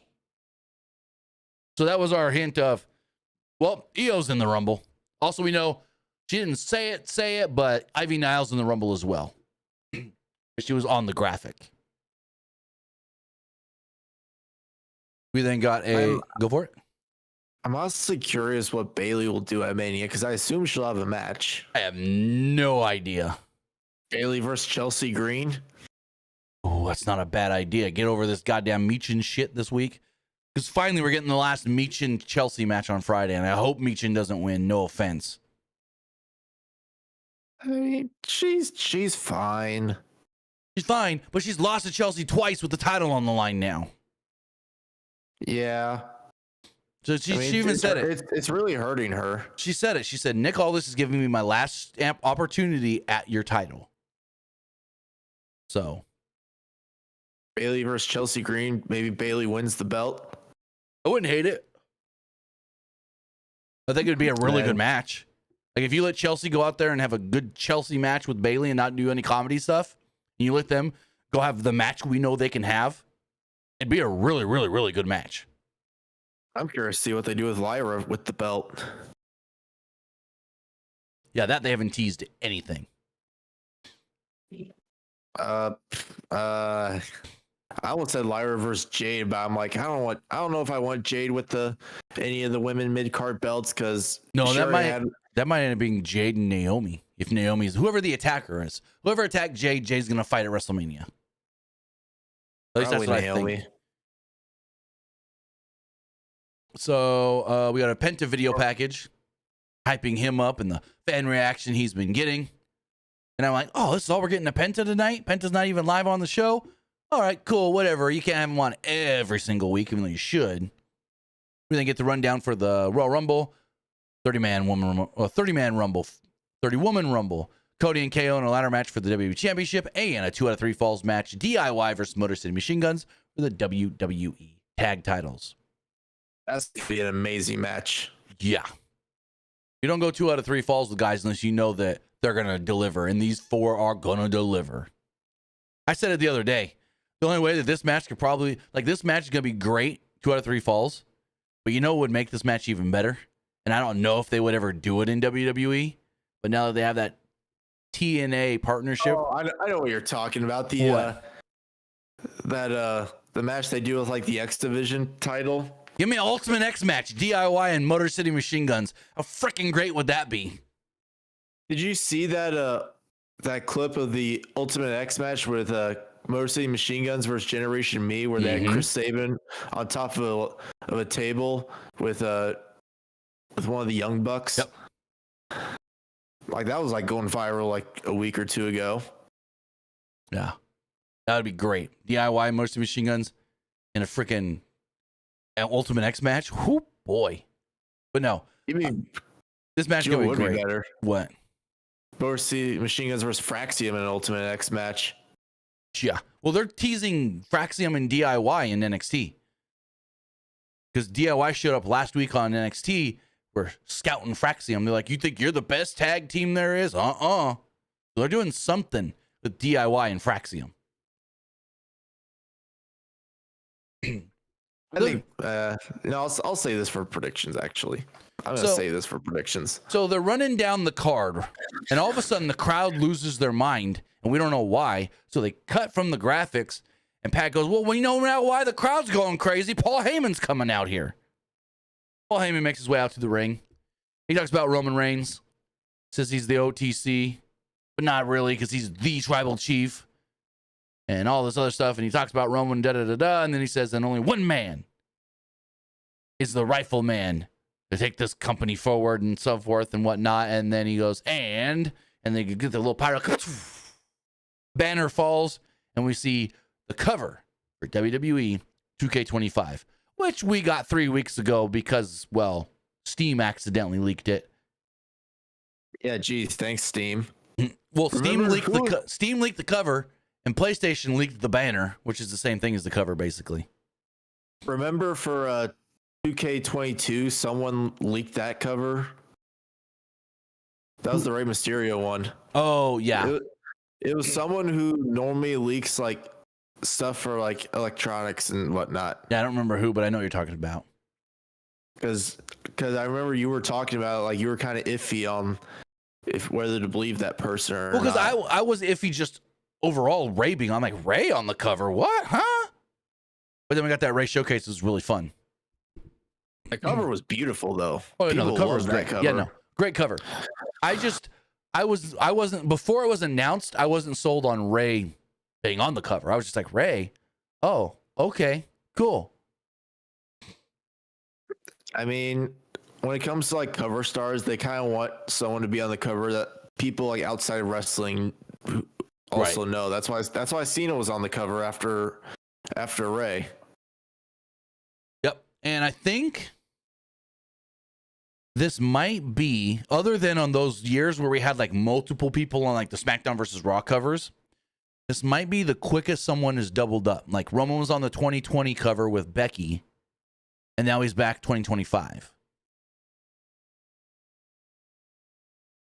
Yeah, that 2K20, that was like the worst game ever. The game was broke as shit. That's why they didn't make a 2K21. They said, we're taking a year off. We're going to go make we're going to have Sabre make a kids game with the WWE IP, which Battlegrounds was fun. I enjoyed Battlegrounds for what it was. I've never played Battlegrounds, it was actually. Fun. It was fun. My kids loved it. Wasn't that like a modern day All-Stars? Kind of, yes. All-Stars was fun. I actually really liked All-Stars. That was the first wrestling game I've ever played. Wow. Wow. It was fun. Like, I liked it as a kid. I thought All-Stars was good. There was, what, 2 of them? I think there's 2 different All-Stars. Go for it. Like that. Do you know how many times I played that game with my older brother and how much fun we had playing that game? And then I switched over to 2K12, and I was like, man, this is like nothing like All-Stars. Now, It took me a while to get used to, like, the WWE 2K compared to All-Stars, because I played All-Stars so much when I was a kid. Now here's my question. Have you played the GOAT? The greatest wrestling game of all time? In my opinion, Here Comes the Pain. I was not old enough for Here Comes the Pain. Well, we're saying, have you, like, gone back and played it? Like, have you played No Mercy? Most people will say No Mercy's the best. I think it's Here Comes the Pain. That was just my favorite of all time. A lot of people that I've talked to said Here Comes the Pain is the best one. That's the one with Brock Lesnar on the cover. Yeah, Brock Lesnar, Tori Wilson. But no, like, a lot of people from the 90s, it depends when your fandom was.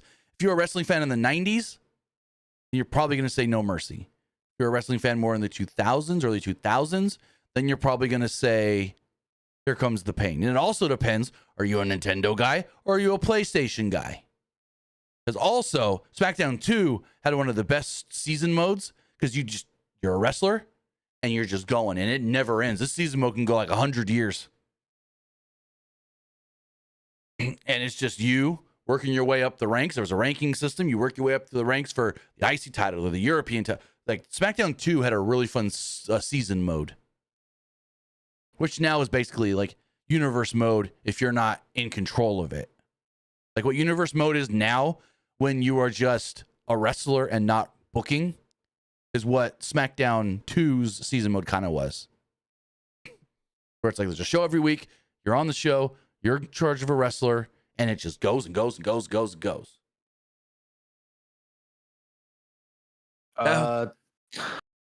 Someone in Twitch chat said, Tim and Luke, which cover are you guys gonna get? You'll get one of them based on the cover look or what it can bring? I'll let you answer this one first. I'll get whatever 2K gives me because they usually provide a code. I'll say it right now. I'll get probably whatever the highest one is, whatever's considered the highest is what 2K usually gives. And so most outlets usually get one code and we get whatever 2K gives me. I might get the Bloodline one mainly because like it looks cool and I also just don't want to have to deal with like if there's like a DLC pack that I really want, I have to like wait and just purchase it separately. So I might as well just get that like the Bloodline one, so that way I don't have to worry about like purchasing a DLC pack later on. And that's the other thing. We do not know what version gives us what. We will probably know starting tomorrow because pre-orders go on sale tomorrow. So we should know tomorrow what is included in each version. I assume the DLC packs, one of them is going to be the Y6. We know that. That's the pre-order bonus.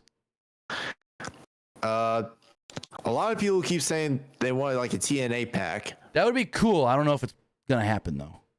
I don't think it's going to happen. Maybe we do like a Future Stars pack where we get like Lexus King, Charlie Dempsey. I could just see them. Page. No, Ethan Page will just be in the game. Ethan Page won't be a DLC character. He'll just be a roster member from NXT. Maybe for like maybe we do like a Future Stars one where it's like Lexus King, Charlie Dempsey, Tavion Heights. Dempsey, if they put him in, he probably wouldn't. Well, that's a tough one because sometimes there's NXT guys where you go, oh, they'll just be in the game, and then all of a sudden they're DLC. It's like, why? They've been around forever. So, but Ethan Page was former NXT champion, so I assume he's in the game. You know what I mean?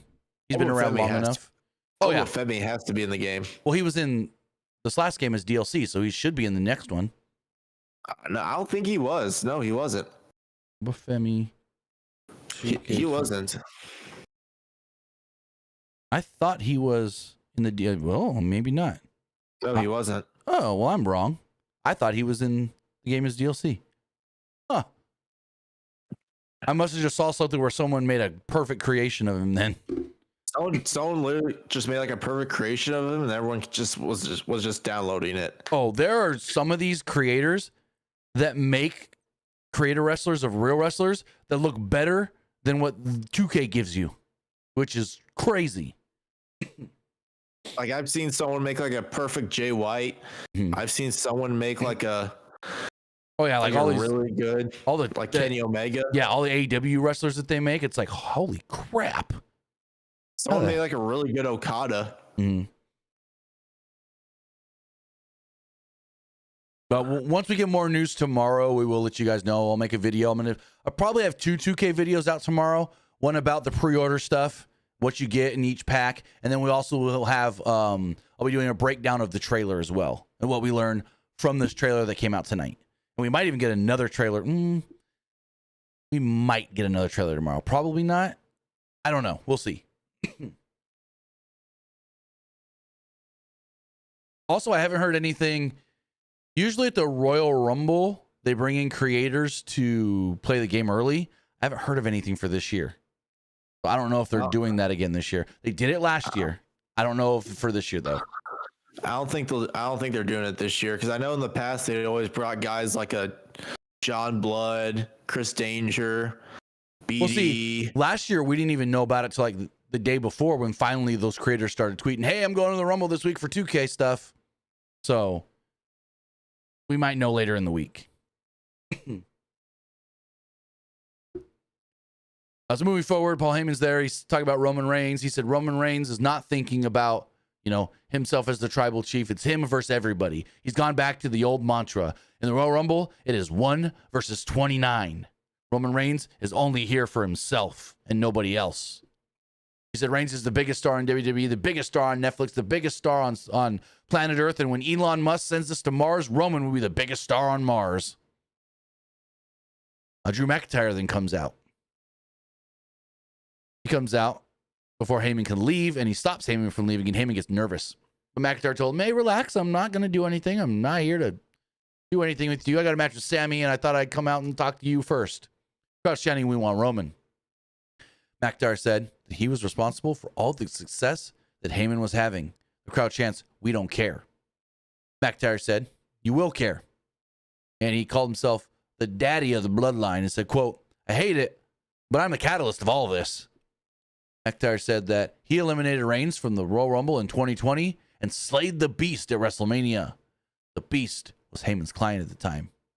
After that, McIntyre said that he found Reigns at his lowest and harnessed his talent for evil. Heyman went on to make more money than ever.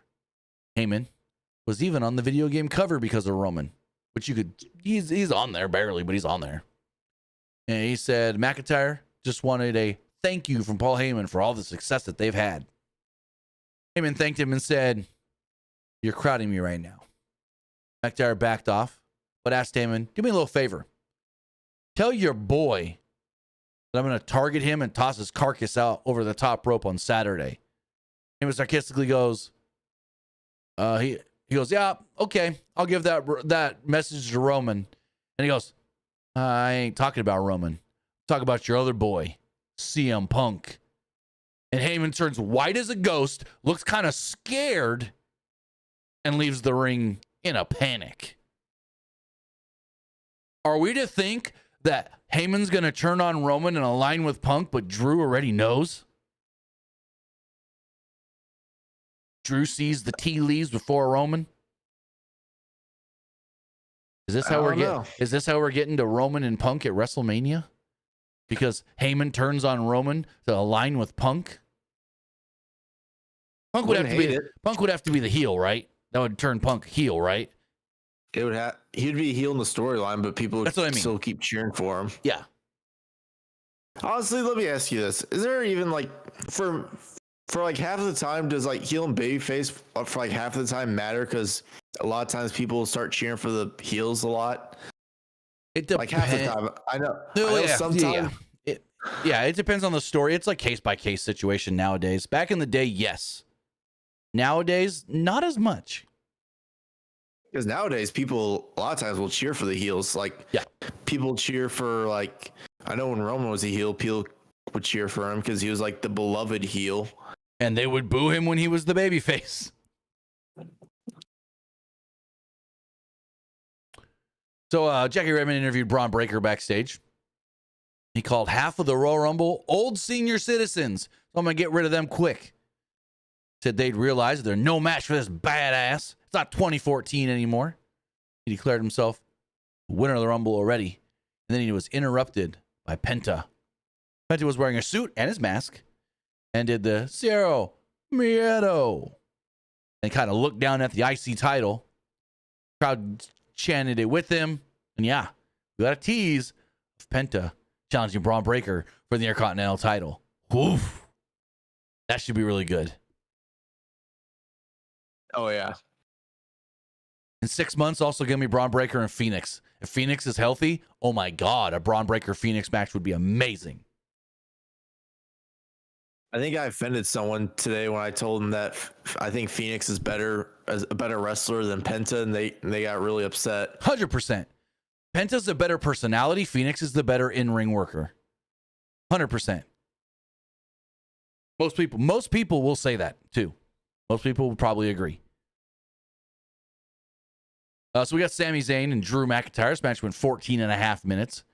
Zayn was bleeding. How did Sami get busted open? I didn't even notice. All of a sudden, Sami was sitting on the announce table and I realized he's bleeding. I have no clue. Yeah, I don't know what happened there. He just busted open, bleeding from the nose. McIntyre went for a Claymore on the outside. Sami moved out of the way and he landed right on the announce table. You got these new announce tables. I don't know if you've noticed. They're sturdier, so we haven't seen one break yet.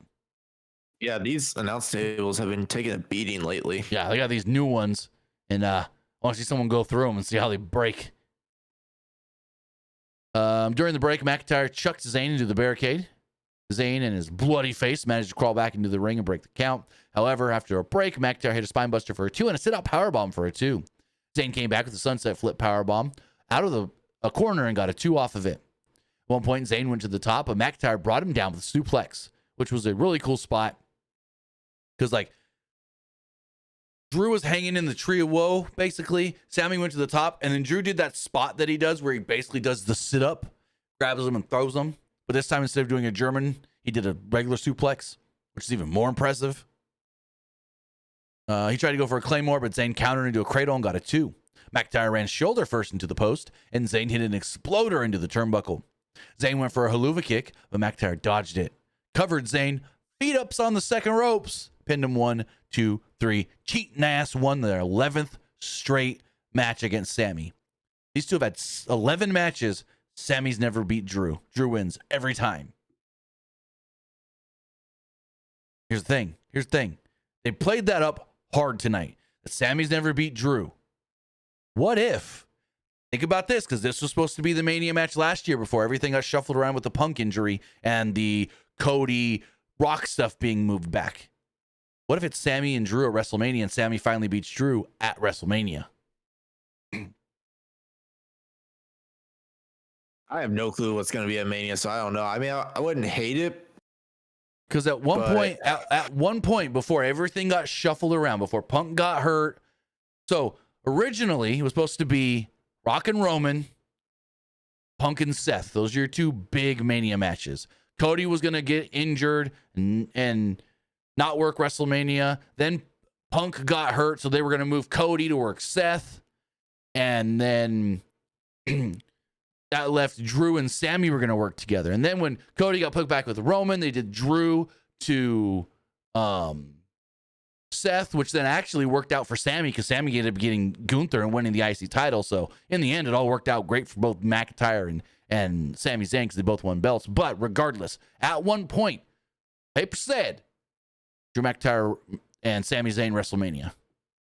Could we get that this year? They played it up really big at Saturday night's main event and again tonight that Sammy has never beat Drew. Sammy can't beat Drew, so why not the first time he beats him being on the biggest stage there is? Wouldn't hate it, but I don't know. It really just depends what's going to happen after the Rumble. Like, yeah, we got to wait. And Elimination Chamber. Yeah, in Chamber. Because Rumble's February 1st this Saturday. Chamber is March 1st. I am really curious to see like what's going to happen during the Rumble, because whatever happens at the Rumble, we'll kind of have that idea of what could happen at Mania. Because they also do teases of, hey, so-and-so eliminated so-and-so. That could be a Mania feud. Or it could lead to like this person being in the chamber and that person like costing them in the chamber match, like we saw with Logan Paul costing Seth the United States Championship in the chamber. Yep. AJ Styles costing LA Knight title match at Mania. That was last year. Yep. So should be really cool, but the show wasn't over yet. Afterwards, Sami Zayn was like, ref, he had his feet on the ropes. What the hell? And the ref's like, sorry, my decision's final. And then McIntyre just beats the shit out of him. So Cody comes down to make the save. Cody runs down, but then out comes Kevin Owens to attack Cody. So Cody and KO are going at it. McIntyre then gets involved in everything. Sammy tries to go for a haluva kick to McIntyre, but he moves. Sammy then kicks Cody in the face. McIntyre disappears. Kevin's standing there next to Sammy, smiling, going, ha, you got him. Thank you, Sammy, basically. And he pats Sammy on the chest and leaves the ring. So it's just Sammy trying to plead his case to Cody this time. Hey, I didn't do it on purpose. So the camera's cut, and they follow Sammy out of the ring. Zayn was upset as he leaves, and Cody is in the ring by himself. So Cody's kind of sitting there, and he seems out of it. He seems all dejected. It seems just like he's one of those guys where Something's consumed him. He's not sleeping. He came off very weird. But he slowly gets to his feet. He finally finds the strength to get up. And the crowd cheers for him. He looks around and everything, and he looks up. He goes, "Oh, I guess I got the best view right now of my belt that's hanging up there." And he's like, "We're going to fight for that this Saturday." And I got the mindset of, I got to get to work. He said, nobody in WWE worked more matches than me, and I'm the biggest workhorse this company has. He said, I showed up first, and I leave last. He said that he was looking forward to Saturday when he could finally move past Kevin Owens. This then led to CM Punk coming out. And when I say this was amazing, this was freaking amazing. The Punk asked Cody, "Hey, bud, you feeling all right?" And he's like, I'm just asking because we're friends. I truly, I love you, Cody. I just want to know if you're fine. You're okay. Because it seems like there's something wrong. He's like, I know. The weight of the championship can really get to you. The weight of the company can get to you. I had that. I was champion for 434 days. I know what this is. So we're around day 300-ish. The pressure really started to weigh on me. I started to burn out. He said it turned him into somebody he didn't enjoy being most days. He lost friends, and it seems like it could be happening to Cody. He understood. Rhodes wanted to be that Bruno Sammartino, John Cena, Superman, but nobody in this business is Superman. Rhodes said that he didn't have lots of friends, but, quote, CM Punk, you're my friend, right? And again, Cody's like in this mood that just feels off. And I'm like, what the hell is going on here? Punk said, yeah, I am. Unlike everybody else, I will always be your friend. And that's because the promise I made to your dad, because I love you. But not even Dusty could have prepared you for this pressure. When you're on top, there were no friends because you are the target. Rhodes asked Punk what was next for him. What's next for me? Punk said that he knew Rhodes wasn't going to get much sleep because, yeah, we're in your hometown, so you get to go home and you get to sleep in your own bed. But you're not going to, because you're going to have that first in the morning. You're going to be that one waking up first thing in the morning. You got an early morning call. You're going to do some sort of media or something. And all you're going to be doing is thinking of Cody or Kevin Owens. And Kevin Owens, one of the toughest SOBs in the locker room. He said, if you get past that, there's going to be another guy waiting for you right after that. So what's next for you? Somebody else. Less time with your family. More feeling alone, ironically, in front of a sold-out crowd. Meanwhile, somebody in the best shape of their life is going to go out, win the Royal Rumble, and take advantage of you and take your belt. And that's not good news. Rhodes wanted to hear the bad news. Or he said, that's the good news. And Rhodes said, what's the bad news? Punk said, quote, the bad news that somebody is me. But unlike everybody else who's willing to stab you in the back, I'm going to come out that Rumble and stab you in the front. I'm like, hot damn. Rose has a story. He said, when I showed up at OVW, I met you. And they were the only ones who wanted to learn how to do arm drags from Greg Gagne. Everyone wanted to be you. They chased you. They chased the dream of being you. Punk got called up and Rhodes followed later. Rhodes chased Punk. Everybody chased Punk with things. The dynamic, it's all changed now. Because Punk, you're chasing me now. Rhodes wanted Punk to win the Rumble because, quote, I want you to catch up. I want you to realize that the best in the world is no longer the best in the world anymore. And that's when the show ends. Cody's music hits, and they go off the air. And I'm like, oh, damn. I want Cody and Punk at WrestleMania so bad now. What did you think of all this? All right, this promo was... CM Punk's promos have been so good. Like, the one with Seth, and now the one with Cody. Like, yep. I really want... I think I've been saying this... I kept having this mindset for a while now. I really want Cody versus Punk at Mania, basically because I kind of want Punk to have that Mania moment. Oh, like where for he, sure. Where he main events the Mania. Yeah. He deserves it. He really does.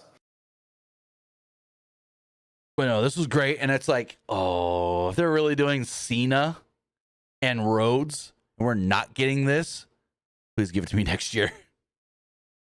Like this, Give me just like, yeah, you can give it to me at a SummerSlam or something, but it's not going to feel the same. A Cody Rhodes CM Punk match at WrestleMania is like the biggest thing they can do. Other than CM or John Cena, because it's Cena's last WrestleMania. Cena beating Cody for the title would probably be the biggest thing they've got. I don't know.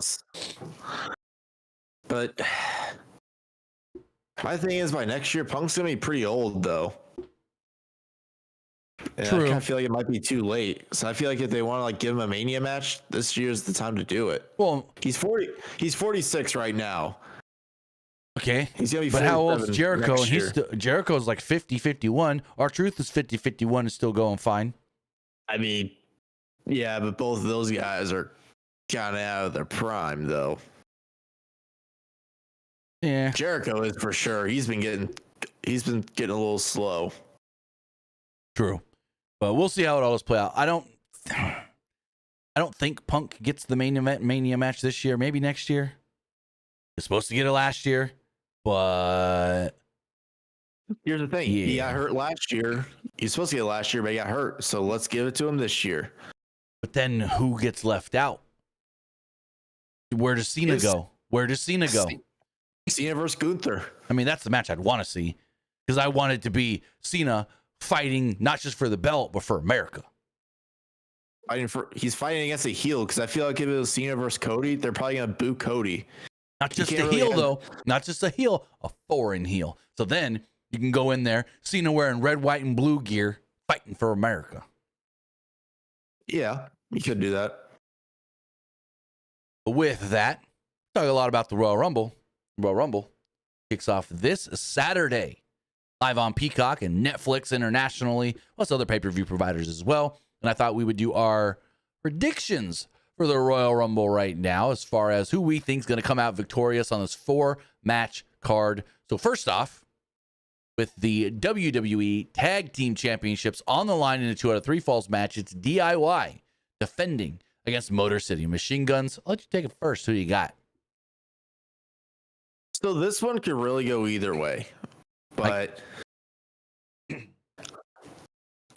this one's a little bit of a toughie. Like they just took the belts off the Motor City Machine Guns and put them on DIY. But I feel like if DIY wins this match, like Motor City Machine Guns are done, at least for a little bit. Yeah, true. But I don't know if I really want them to be out of the title picture for a while because like I really want these guys to like go into Mania with the tag belts. So cool. I'm gonna go with Motor City Machine Guns winning the belts because I feel like because I know you talked about the NXT stuff with their teasing DIY versus Fraxium. Mm-hmm. Maybe they take the belts off of DIY so that way they could do something with Fraxium and NXT. Not a bad way to think about it. I didn't think about it like that. Take the titles off DIY so then they can go work Fraxium. But you can also do champions versus champions. And I think that's what they do because I'm going DIY. I think the opposite. I think DIY retain. They do some heelish stuff and retain. Also, I'm going to give a little side prediction. It goes all 3 falls. It's going to go all the way to the 3rd fall. We're going to get like a 25-minute match. At least WWE, they have to go 3 falls. Yeah, I think the match goes at least 20 minutes, if not longer. Moving forward in a ladder match with the undisputed WWE Championship and that replica Winged Eagle on the line, it's Cody Rhodes versus Kevin Owens. As much as I would love Kevin Owens to win this, I'm going to have to say Cody Rhodes picks up the victory and retains the WWE Championship.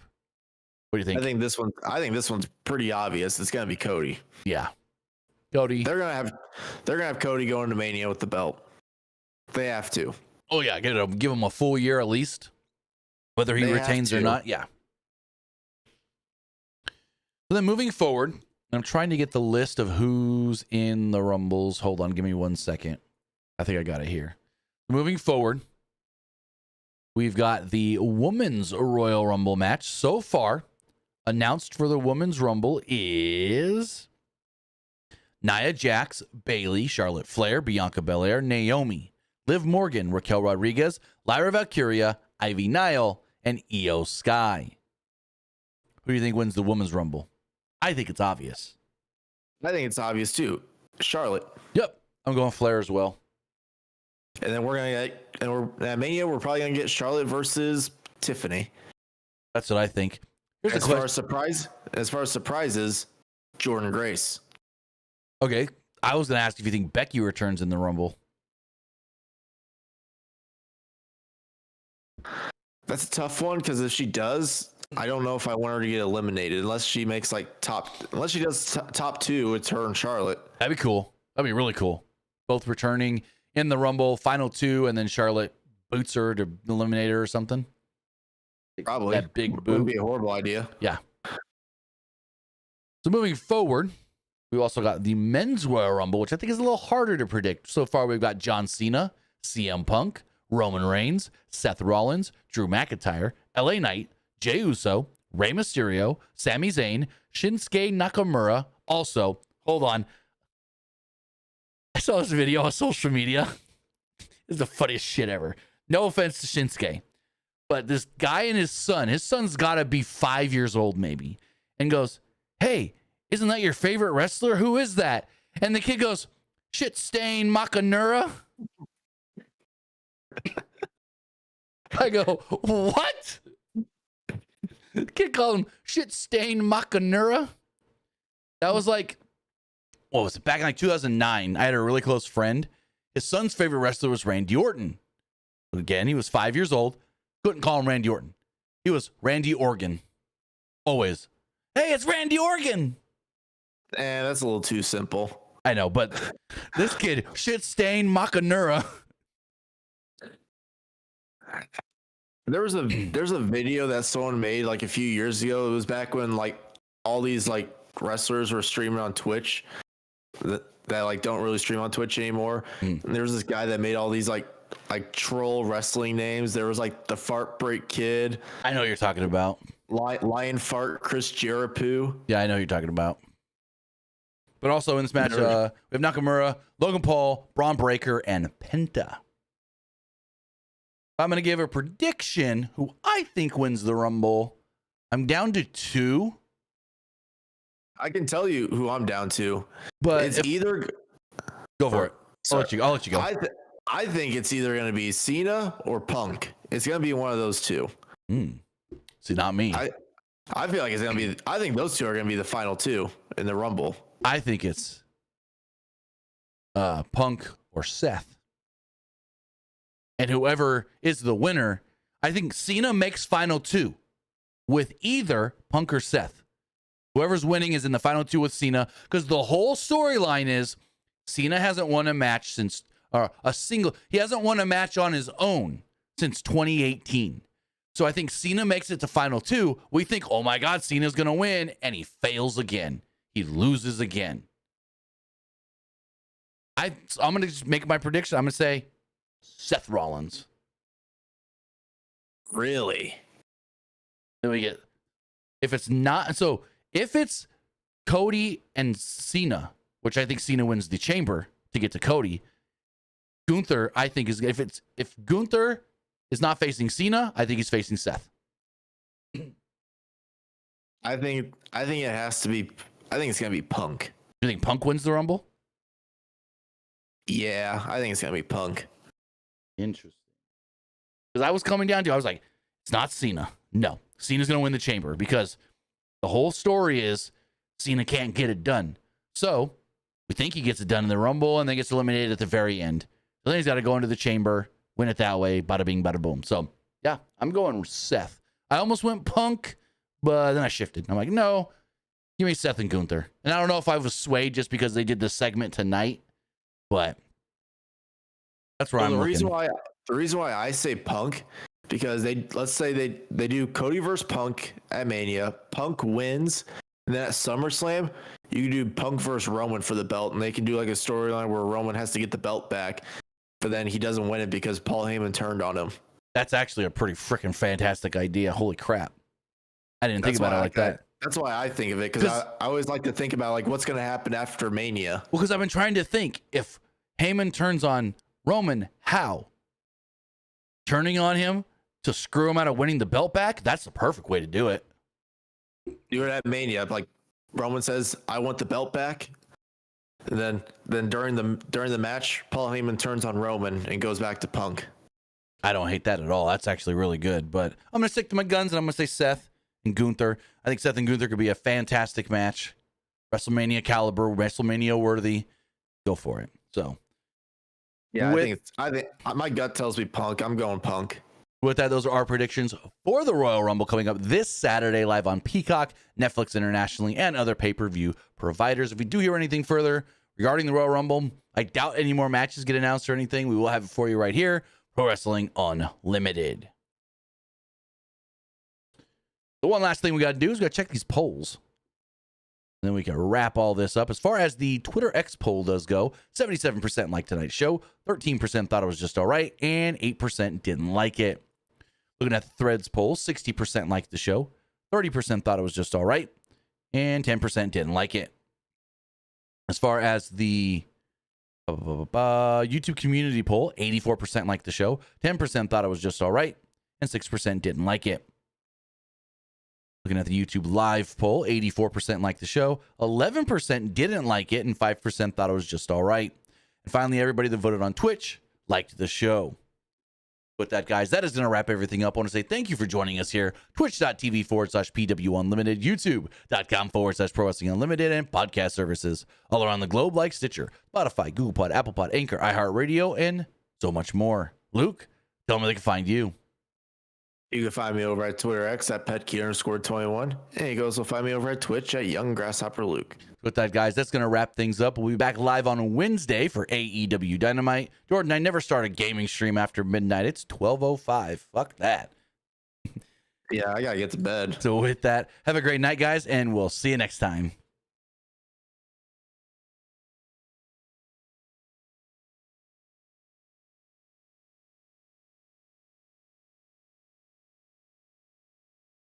All right, if you're still watching on Twitch, we're going to hit up a raid really fast.